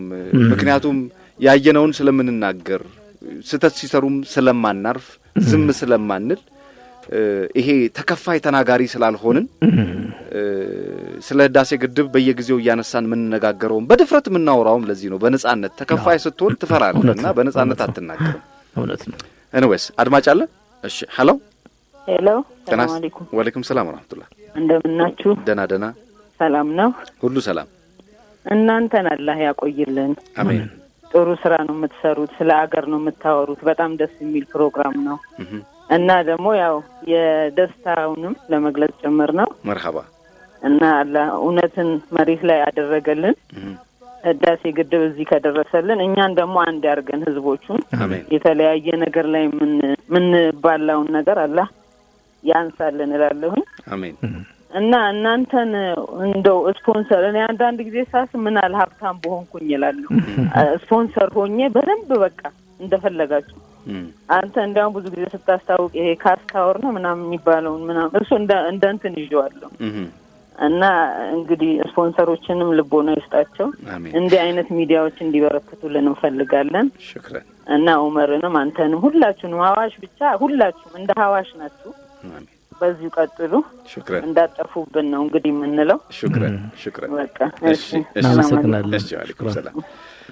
ቀደም ሲል አንተ ካነሳኸው ነጥብ አንጻር በነገራችን ላይ ሰሞኑን የዚህ የአፍሪካ አጠቃላይ የአፍሪካና የአውሮፓ ህብረት የጋራ ጉባኤ ላይ ኢትዮጵያ ያነሳቻቸው ሐሳቦች የዚህ የስድስተኛው የአፍሪካና የአውሮፓ ህብረት የጋራ ጉባኤ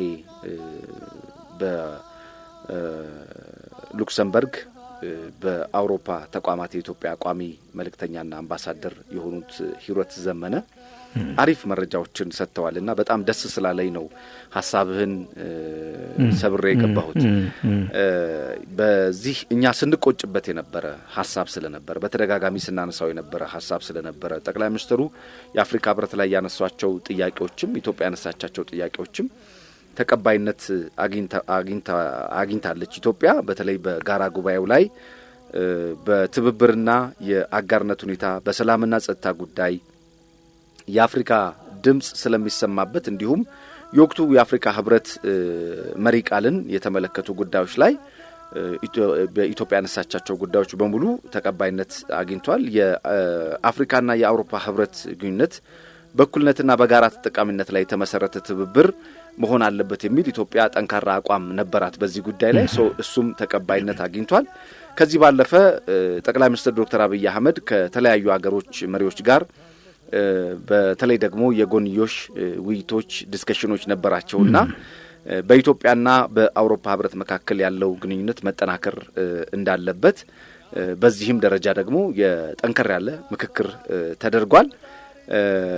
በተለይ ደግሞ ለ6 ወር የአውሮፓ ህብረት ሊቀመንበር ከነበረችው ስሎቬኒያና አሁን ሊቀመንበርነቱን ከተረከቡት ፈረንሳይ መሪዎች ጋር ጠቅላይ ሚኒስትሩ ጥሩ ውይይት አድርገዋል። በዋናነት ግን እዚህ ላይ ሐሳብ ማንሳት የፈለኩት በተለይ ከዚህ ከመስኖ ልማት፣ በጋራ የስንዴ ልማት፣ የሥራ ዕድል ፈጠራ፣ የአረንጓዴ ልማት በመሳሰሉት ሰፊ ርብርብ እያደረገች የምትገኘው አገራችን ኢትዮጵያ ይሄንን አሁን ያለውን እውነታ ለማስረዳት በተለይም በሰሜኑ የአገሪቱ ክፍል አጋጥሞ የነበረው ጦርነት ኢትዮጵያ ተገዳ የገባችበት እንደሆነ ጭምር ለማሳየት ጥሩ እድል እንደፈጠረ ነው የተነገረው። በዚህ በጉባኤው ላይም የአፍሪካ ድምጽ በሰላም፣ በጸጥታ፣ በደህንነት በተለይ ደግሞ የኮቪድ-19 ወረርሽኝን በመቀነስ የታዳሽ ኃይል ልማትን በማጠናከር እንዲሁም በስደተኞች ጉዳይ የሀገሩና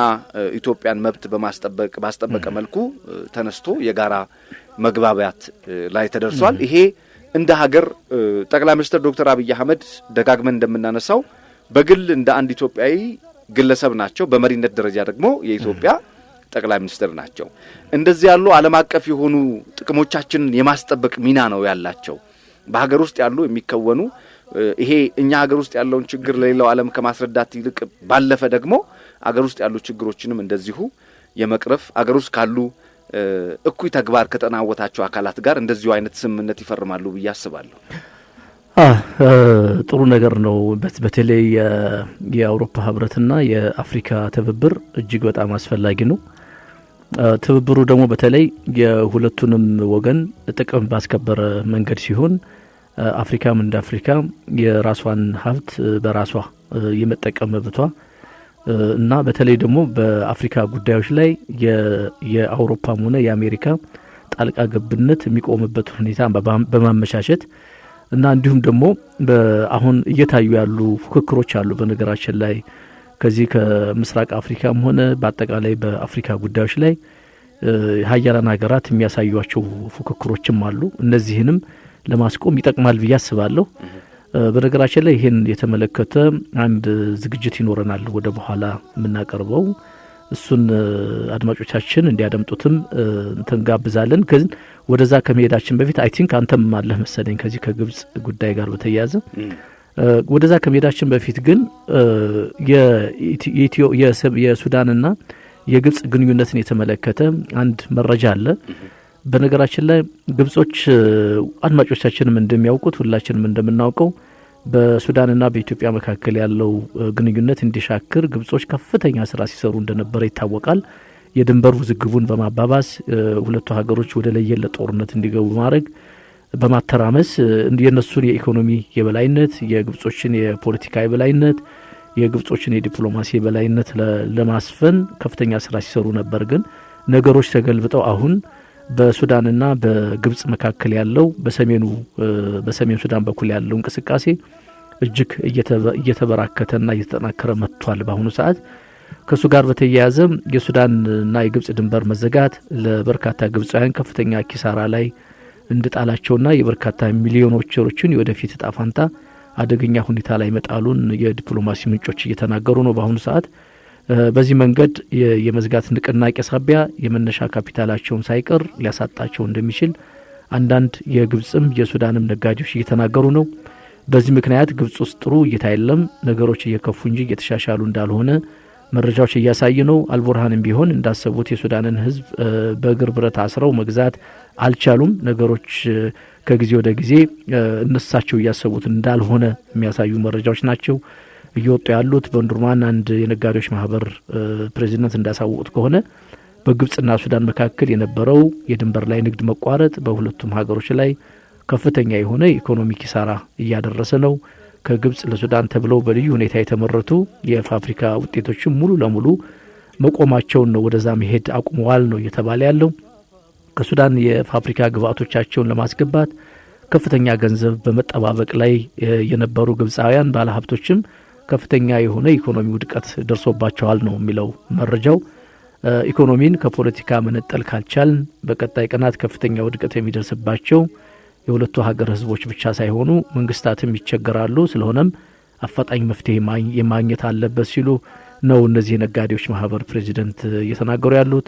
ከግብጽ የሚመጡ ብርቱካኖች ብዙ ጊዜ ችግር ያለባቸው ሱዳናውያን በሚመገቧቸው ጊዜ ችግር አለ፣ ሆዳቸውን ያማቸዋል የሚባል መረጃውን በተመለከተ እኔ እዛው ድረስ ሄጄ አይቼዋለሁ። እርሻውን ምንም ችግር የለውም ሲሉ የነጋዴዎች ማህበር ተናግረዋል ነው የሚለው።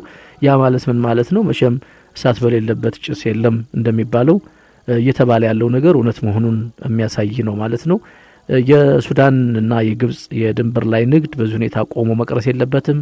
ህግና ስርዓት ተበጅቶለት መመሪያ ወጥቶለት ማን ምን ኤክስፖርት ያደርጋል፣ ከዛ ባገኘው ትርፍስ ወይም ገንዘብ ወደ ሀገሩ ምን ያስገባል የሚለው ነገር በደንብ ከታወቀ በኋላ የሁለቱ ሀገሮች ንግድ መጀመር አለበት ሲሉ ነው የሱዳንም የግብጽም ነዋሪዎች እየሰጡ ያሉት አስተያየት ነው የሚለው። እንግዲህ ይህን መረጃ ያመጣውበት ምክንያት አንዳንድ ጊዜ ጉድጓድ ተቆፍራለህ ለጠላት ብለህ አንተ በቆፈርከው ለሱ በቆፈርከው ጉድጓድ ላይ አንተ ራስህ የምትገባበት ሁኔታ አለና ግብጾች በኢትዮጵያና በሱዳን መካከል ያለውን ወዳጅነት ለማድረግ ወደ ባሰ ደረጃ እንዲሄድ ለማድረግ ጉድጓድ ይቆፍሩ እንጂ በቆፈሩት ጉድጓድ ላይ እነሱ ራሳቸው እየገቡበት መሆኑን መረጃ ለመስጠት ያህል ነው። ማሜ አንድ ሱሌማን አብደላ የዚህ በጣም ከካይሮ ጋር በተያዘ በነገራችን ላይ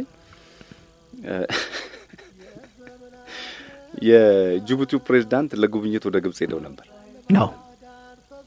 እሱን ተከትሎ ጅቡቲ ላይ ግብጽ የወታደራዊ ካምፕ የመገንባት ፍላጎት እንዳላት ተናግራ ነበር።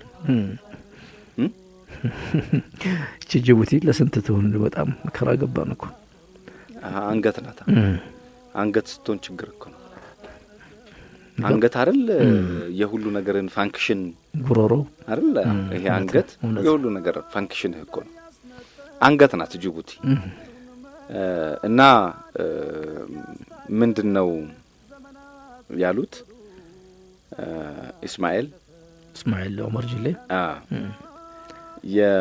ይሄን ካምፕ ለመገንባት ጥያቄ ሲቀርብ ተው እንጂ ኢትዮጵያ ልታሳንቀኝ ነው እንዴ?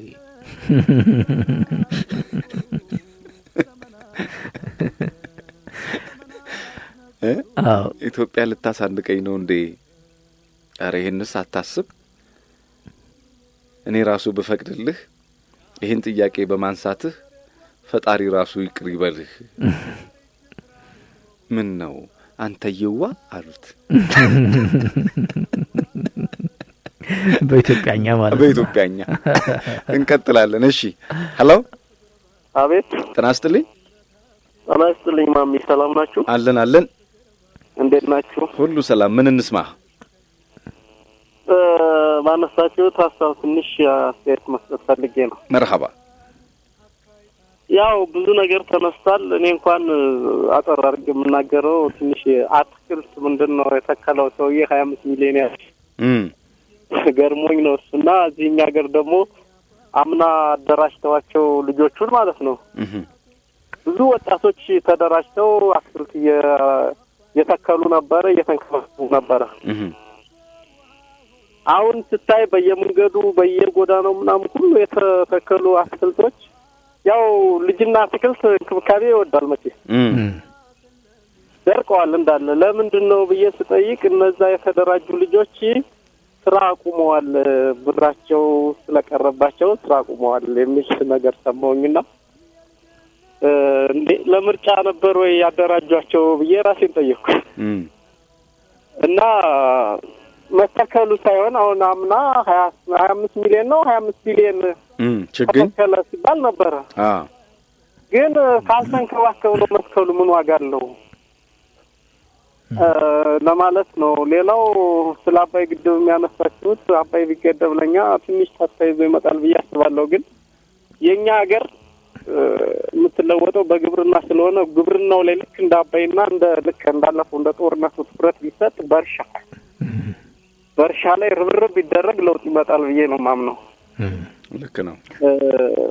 እሱ ኤሌክትሪክ መመንጨቱ ጥሩ ነው፣ ይጠቅማል፣ ለኢንዱስትሪ ምናምን ብዙ ነገር ይጠቅመናልና ይሄን ሀሳብ ለማስተላለፍ ደርሻለሁ። በጣም ነው የምናመሰግነው። ተባረክ። ደግነቱ ጥያቄውን ራሱ ጠየቀ፣ መልሱንም ራሱ መለሰ። እኛ መልስ አንሰጥም በዚህ ጉዳይ ላይ ማለት ነው። የዚህ የግብጽ የካይሮ እዚህ ጅቡቲ ላይ የጦር ካምፕ ለመስራት ማሰብ በፍጹም እንዳታስብ እንደዚህ አይነት ማሰብን ራሱ እርሳው በሚል ነው የሁለቱ የጅቡቲና የሲሲ ግንኙነት የተቋረጠው። በድንገት ይሄንን ሲሰማ ድንገት ብድግ ብሎ በሩን ከፍቶ ወደ ሆቴል አመራ። ከዛ በኋላ ጠዋት ሲነጋ ጠብቆ ማንም ሳይሸኘው የግብጽ ባለስልጣናት የሚሸኝ ጠፍቶ ነው እንግዲህ በሩን ከፍቶ ብድግ ብሎ አውሮፕላን ላይ ተሳፍሮ መሄዱን የተሰማው። ለጉብኝት በሄደበት ነበረ ይሄኛው ሐሳብ ተነስቶ የነበረውና ይሄንን የካይሮ ጋዜጦች በደንብ አድርገው እየዘገቡት ነበረ። የኤርዶጋን በዚህ ጉዳይ ላይ ብዙ ነገሮችን የካይሮን ቁስል እየነካካ ይገኛል። ብዙ ሐሳቦች ከግብጽን ከአፍሪካ የሚያገናኘው ብቸኛው የየብስ መንገድ ከተዘጋ እንግዲህ አንድ ወር አካባቢ ሆኖታል። 15,000 የሚሆኑ የግብጽ አገር አቋራጭ መኪኖች በሱዳን ተቃዋሚ ኃይሎች ከተጋቱም አንድ ወር አካባቢ ሆኗቸዋል። እስካሁን $934 ሚሊዮን የሚያወጣ የምግብና የመድኃኒት አቅርቦት፣ የስጋ የቆዳ ምርቶች እዛው አካባቢ ላይ እንደከሰሩ ያገኘሁት መረጃ ያመለክታል። እንግዲህ በጣም በርካታ ነገሮች ላይ በተደጋጋሚ እኛ የተከበራችሁ አድማጮቻችን ግብጽ ላይ የዚህን ያህል ጥላቻ ያለን መስሎ እንዳይሰማችሁ። ጎረቤት የኛ ሱዳን ጎረቤቶቻችን ናቸው። ጎረቤቶቻችን እናከብራለን። በህልውናችን ግን ከመጡ አንደራደርም። በተደጋጋሚ እናንተ የግብጽ ጥላቻ አለባችሁ የሚል የተለያዩ ሰዎች ትችት ያነሳሉ። እኛ ጠልተን አይደለም፣ በህልውናችን ላይ ግን አንደራደርም። በነገራችን ላይ ግብጾችን ብትጠይቋቸው ደግሞ ምን ሊሏችሁ እንደሚችሉ እኛ ኢትዮጵያውያን ስለሆንን ቅድም ብለናል፣ ኢኖሰንት ስለሆንን ሰው ስለምናከብር ተከባብረን ስለምንኖር ሐሳቦችን ስለምናነሳ እንጂ በዚህ ደረጃ ያሉ የግብጾች እኛ አይደለም የምንላቸው። ሌሎች አፍሪካ ሀገሮችም ዓለም ጭምር በሴረኝነታቸው በተንኮላቸው ያውቃቸዋል። በዚህ ደረጃ ምስር ለኛ ግብጾች ለኛ ተኝተው አያድሩም በጣም በሚገርም ሁኔታ እውነት ነው እዛ የነበራቸው ቆይታ ግን ከሽፎባቸዋል አሁን እንግዲህ የትኛው ድንበር ላይ የጦር ካምፕ ለመገንባት እንደሚያስቡ እንግዲህ አላህ ሶብሩን ይስጣቸው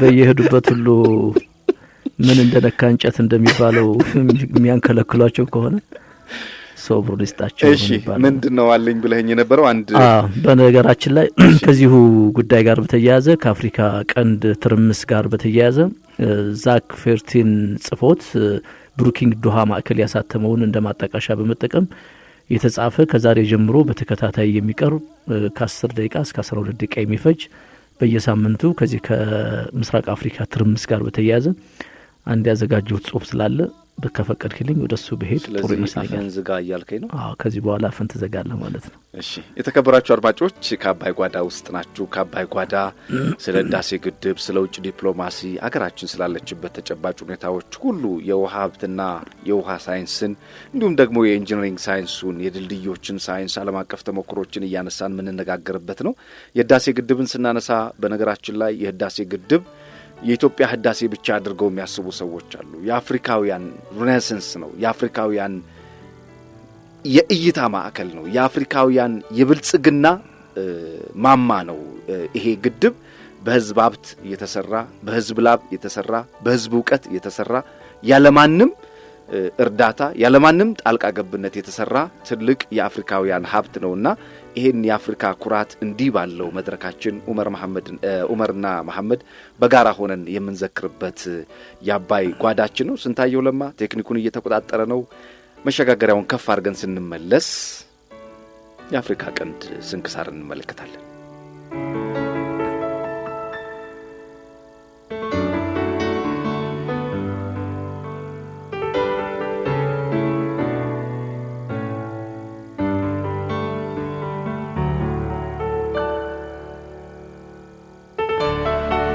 አዲሱ የቀይ ባህር ጂኦፖለቲክስና የሃያላን ሀገራት ፉክክር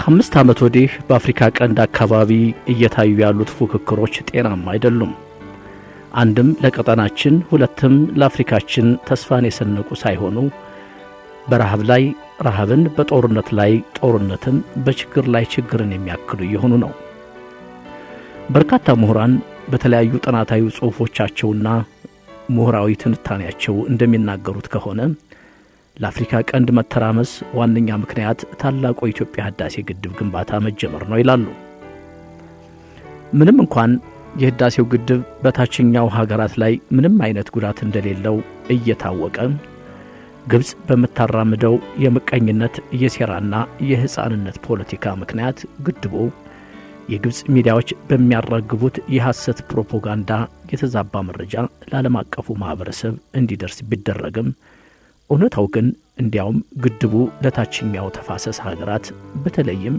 ለሱዳን ከፍተኛ ጥቅም እንደሚሰጥ ለማወቅ ተችሏል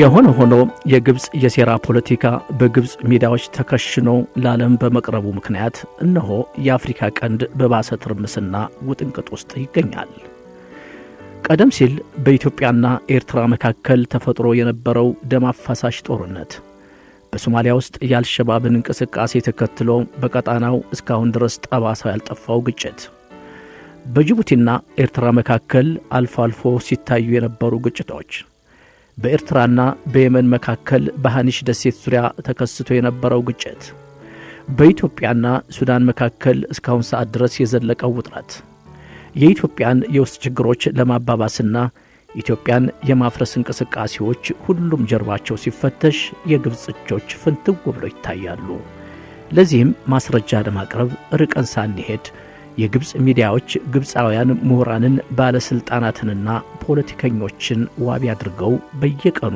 የሚሰሯቸውን ዘገባዎች መመልከት በቂ ነው አሁን ደግሞ በቀይ ባህር የቅርብ ርቀት ላይ የሚገኙና የራሳቸው የባህር በር ያላቸው የገልፍ ሀገራት ሳይቀሩ በቀይ ባህር አካባቢ የሚያሳዩት ፉክክርና አላስፈላጊ ጣልቃ ገብነቶች እውን የቀጠናቸውንና የቀጠናችንን ሰላምና መረጋጋት ለማምጣት ወይስ የሶስተኛ ወገን አጀንዳ ይዘው መጥተው ነው ብለን እንድንጠይቅ እያደረጉን ነው።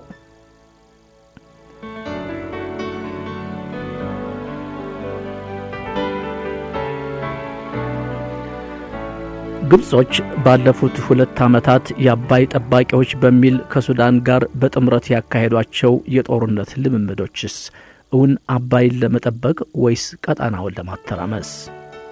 እነሱ እንደሚሉት የጦርነት ልምምዳቸው አባይን ለመጠበቅ ከሆነ የአባይ እናትና አባት የሆነችው ኢትዮጵያ ያልተሳተፈችበት ልምምድስ ፋይዳው ምን ይሆን የሚሉ ጥያቄዎችን እንድናነሳ እያስገደደን ነው።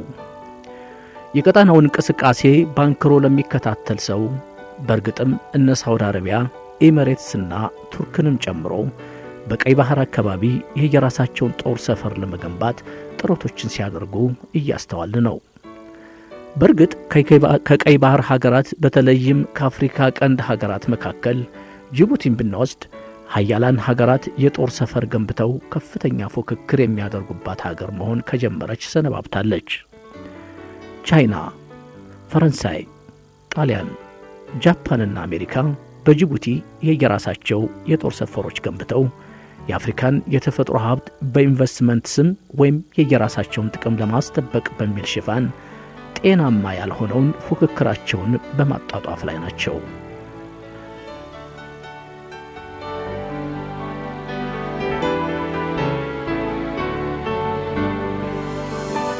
ታዲያ ይህን የተመለከቱ እነ ሳውዲ አረቢያ፣ ኤሚሬትስ፣ ኳታርና ቱርክም የየራሳቸውን ጦር ሰፈር በጅቡቲ ወይም የባህር በራቸው የአፍሪካ ቀንድ ሀገራት አካባቢ ማለትም ኤርትራ፣ ሶማሊያ፣ ሶማሌላንድ፣ ፑንትላንድ አካባቢ ለመገንባት የሚያስችላቸውን ስምምነት ለመፈራረም ሩጫውን ተያይዘውታል።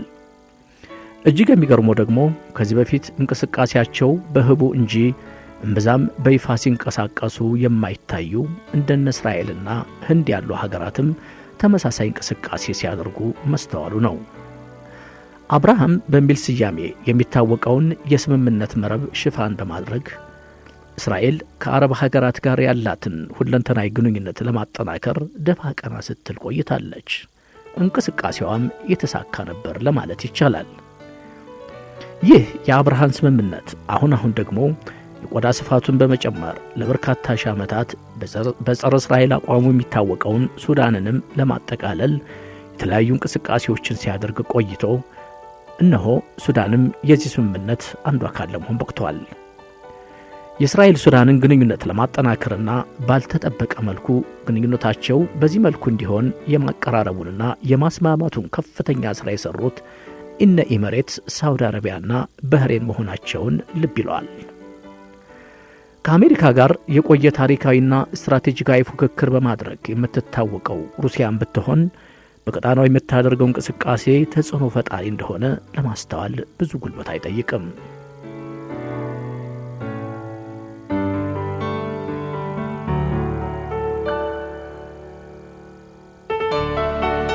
ሩሲያ ለአፍሪካ ቀንድ ሀገራት የምታደርጋቸው ወታደራዊ ድጋፎች በጣም ከፍተኛ ናቸው።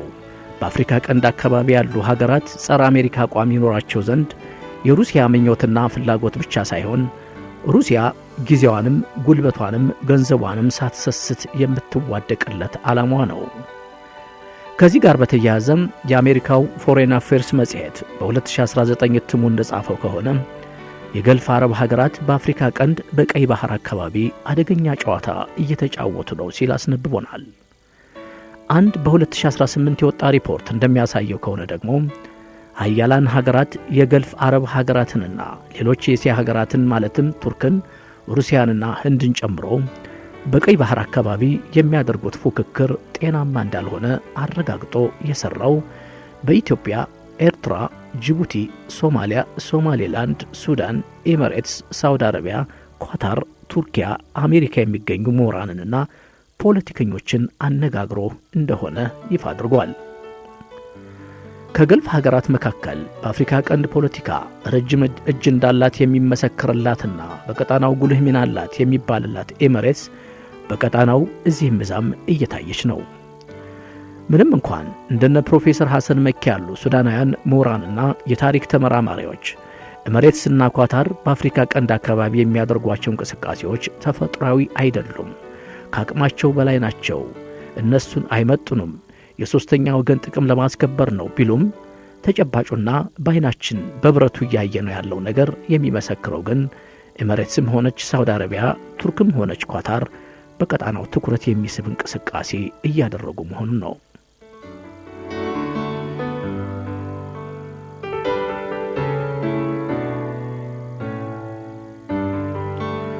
ከለውጥ ወዲህ ማለትም ከዶክተር አብይ አህመድ ስልጣን ላይ መውጣት ወዲህ ኤሚሬትስ ከኢትዮጵያ ጋር ወዳጅነት ከቀን ወደ ቀን እየተጠናከረ መጥቷል።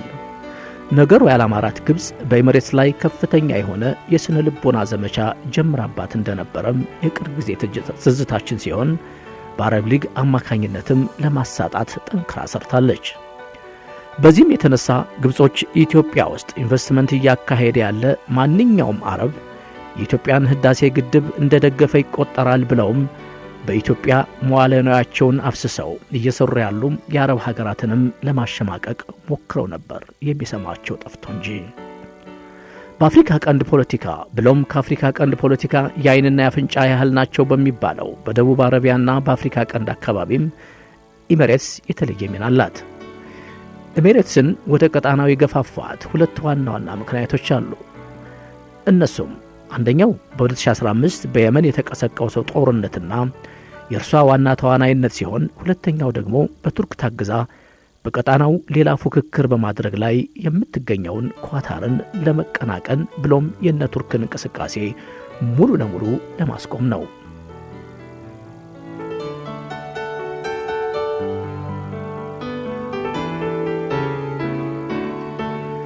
እዚህ ላይ አንድ ልብ ልንለው የሚገባ ነገር አለ።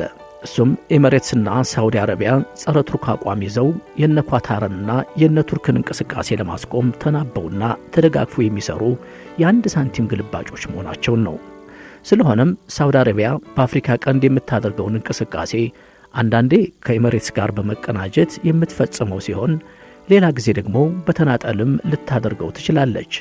ኤሚሬትስም እንዲሁ ይህን ብታደርግ ለሳውዲ አረቢያ ስጋት አይሆንም። ለመሆኑ የሳውዲ አረቢያና የኤሚሬትስ ጥምር እንቅስቃሴ በኤርትራ ያላቸው የንግድና የወታደራዊና ሌሎች እንቅስቃሴዎች ምን ይመስላሉ? የበርበራንና የዘይላን ወደብ ለመጠቀም የሚያደርጉት እንቅስቃሴና የወደብ አልባ የምስኪኗ ኢትዮጵያ ሚናስ ምንድን ነው?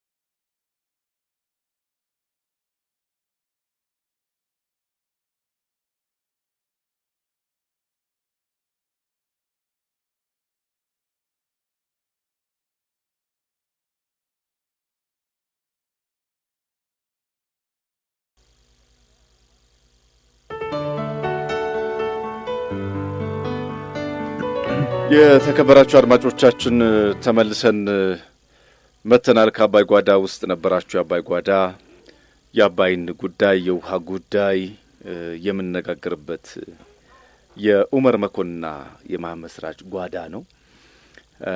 ስንታየው ለማ ቴክኒኩን እያቀላጠፈ ከኛ ጋር አብሮ ቆይታ አድርጓል።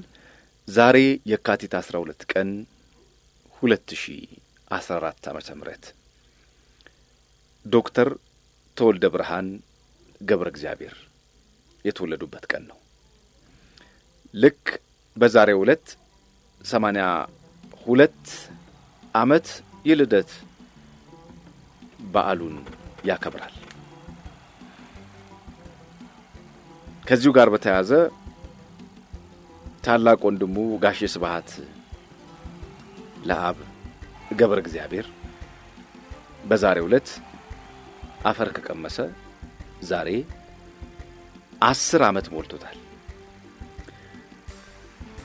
በህይወት ላለው የማቱሳላን እድሜ በሞት ለተለየን የላሊበላን ጽድቅ ይስጥልኝ ይላል ዘነበ ወላ።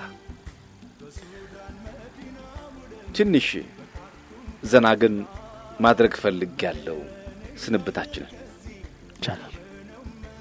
እነዚህ ታላላቅ ኢትዮጵያውያን የገሃዱ ዓለም መምህራኖች ሳስባቸው ሞት የህይወት ህግ ነው። ያለፈውን እያሰብነው የህያው ከሆነው ደግሞ እንድንማር አንዲት ነገር ጣል አድርግ። ዕለቱን በግርምት እናልፈዋለን።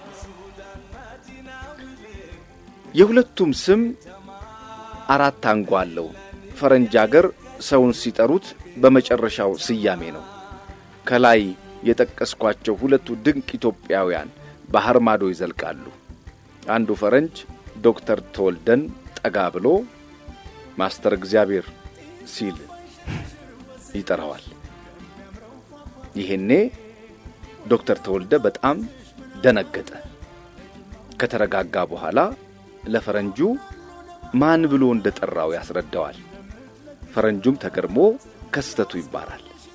ጋሼ ስብሃት ፈረንጅ ሀገር ሄዶ የሚቀበለው ሰው ጋር ጠጋ ብሎ ሚስተር እግዚአብሔር ብሎ ሲጠራው ጋሼ ስብሃት እንዲህ አሰብ አደረገና ለካስ እኔ የአገሬ ሰው ልሁን እንጂ ፈረንጅ ሀገር እግዚአብሔር ነኝ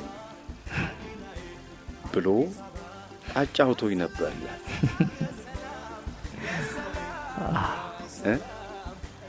እኛ ሀገር ላይ እጅግ የረከሱ በተለይ በአረንጓዴ ልማት ፈርቀዳጅነት ከምናነሳቸው በዛሬው ዕለት ልደታቸውን እያከበሩ ከሚገኙ ዶክተር ተወልደ ብርሃን በአረንጓዴ ልማት ላይ በኢትዮጵያ አረንጓዴ አሻራቸውን ካሳረፉ ብዝሃነት ላይ ከሰሩ ጀግና ኢትዮጵያውያን መካከል አንዱ ናቸው።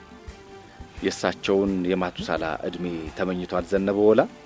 ወንድማቸውም የገጠማቸውን ጋሼ ስብሃት ገብረ እግዚአብሔር ኢትዮጵያ ውስጥ ከምናነሳቸው ድንቅ ደራሲዎች መካከል የኢትዮጵያን ጽነ ጽሑፍ በሌላ መልክ እንድናይ ካደረጉን ጸሐፊዎች መካከል ፍልስፍና መምህሮች መካከልም አንዱ ነውና በዚሁ አጋጣሚ እንግዲህ 10 ዓመት ሞልቶታል። የዛሬውን ፕሮግራማችንን የምንቋጨው ይሄንኑ መልእክት በማስተላለፍ በተለይ በሀገራችን ውስጥ ከምንም ማንቆጥራቸው ውጪ ሲወጡ ግን እግዚአብሔር የሚል ስም የሚሰጣቸው ሰዎች አሉና በሀገራቸው ይሄን ስምና ማዕረግ ቢያገኙ ጥሩ ነው ለማለት ነው። ነብይ በሀገሩ አይከበርም ማለት እንደሚባለው። ስለዚህ ሀገራችን ላይ ያሉ ድንቅ ሰዎችን ማክበር፣ እነሱን ወደፊት ማምጣት ኢትዮጵያ መልመድ መቻል አለባት። ትላንትና በነበሩ ሰዎች ብቻ አገርን ማሻገር አይቻልም። ትላንት ራሱን ችሎ ያልፋል አይደል? ትላንት ራሱን የቻለ ሂደት አለው። የለውጥ ደግሞ አንዱ ማሳያው ዛሬ ላይ አዳዲስ ነገሮችን ይዞ መምጣት ነው። ወደ አዲስ ነገር ደግሞ መሻገር ያስፈልጋል። ከእድሜዎቻችን መማር ያስፈልጋል። ከስተቶቻችን መማር ያስፈልጋል። አሻጋሪ ሐሳብ ያላቸውን ሰዎች ፊት አውራሪ ማድረግ ያስፈልጋልና የካቲት 12 የዚህ የድል በዓል ይሄ ካቲት ወር በሙሉ የምናነሳቸው የምንዘክራቸው ነገሮች በሙሉ አሻጋሪ ሐሳቦች ናቸው የሚነሳባቸውና ይህንን ወር በመዘከር ጥሩን በመቅሰም መጥፎን በመተው ማሳለፍ ይጠበቅብናል። ጀግኖቻችን ሁሌም እያከበርን እንኖራለን። ከአባይ ጓዳ ውስጥ ነበራችሁ። መርመኮንን፣ መሐመድ ስራጅ፣ ስንታየው ለማ አብረን ሆነን እያስተናገድናችሁ ነበረ። ዛሬ ለነበረን ቆይታ ከወዲሁ እንሰናበታለን። የአዋሽ 90.7 ዝግጅቶች እስከ ሌሊቱ 6 ሰዓት ድረስ ይቀጥላሉ። ሰናይ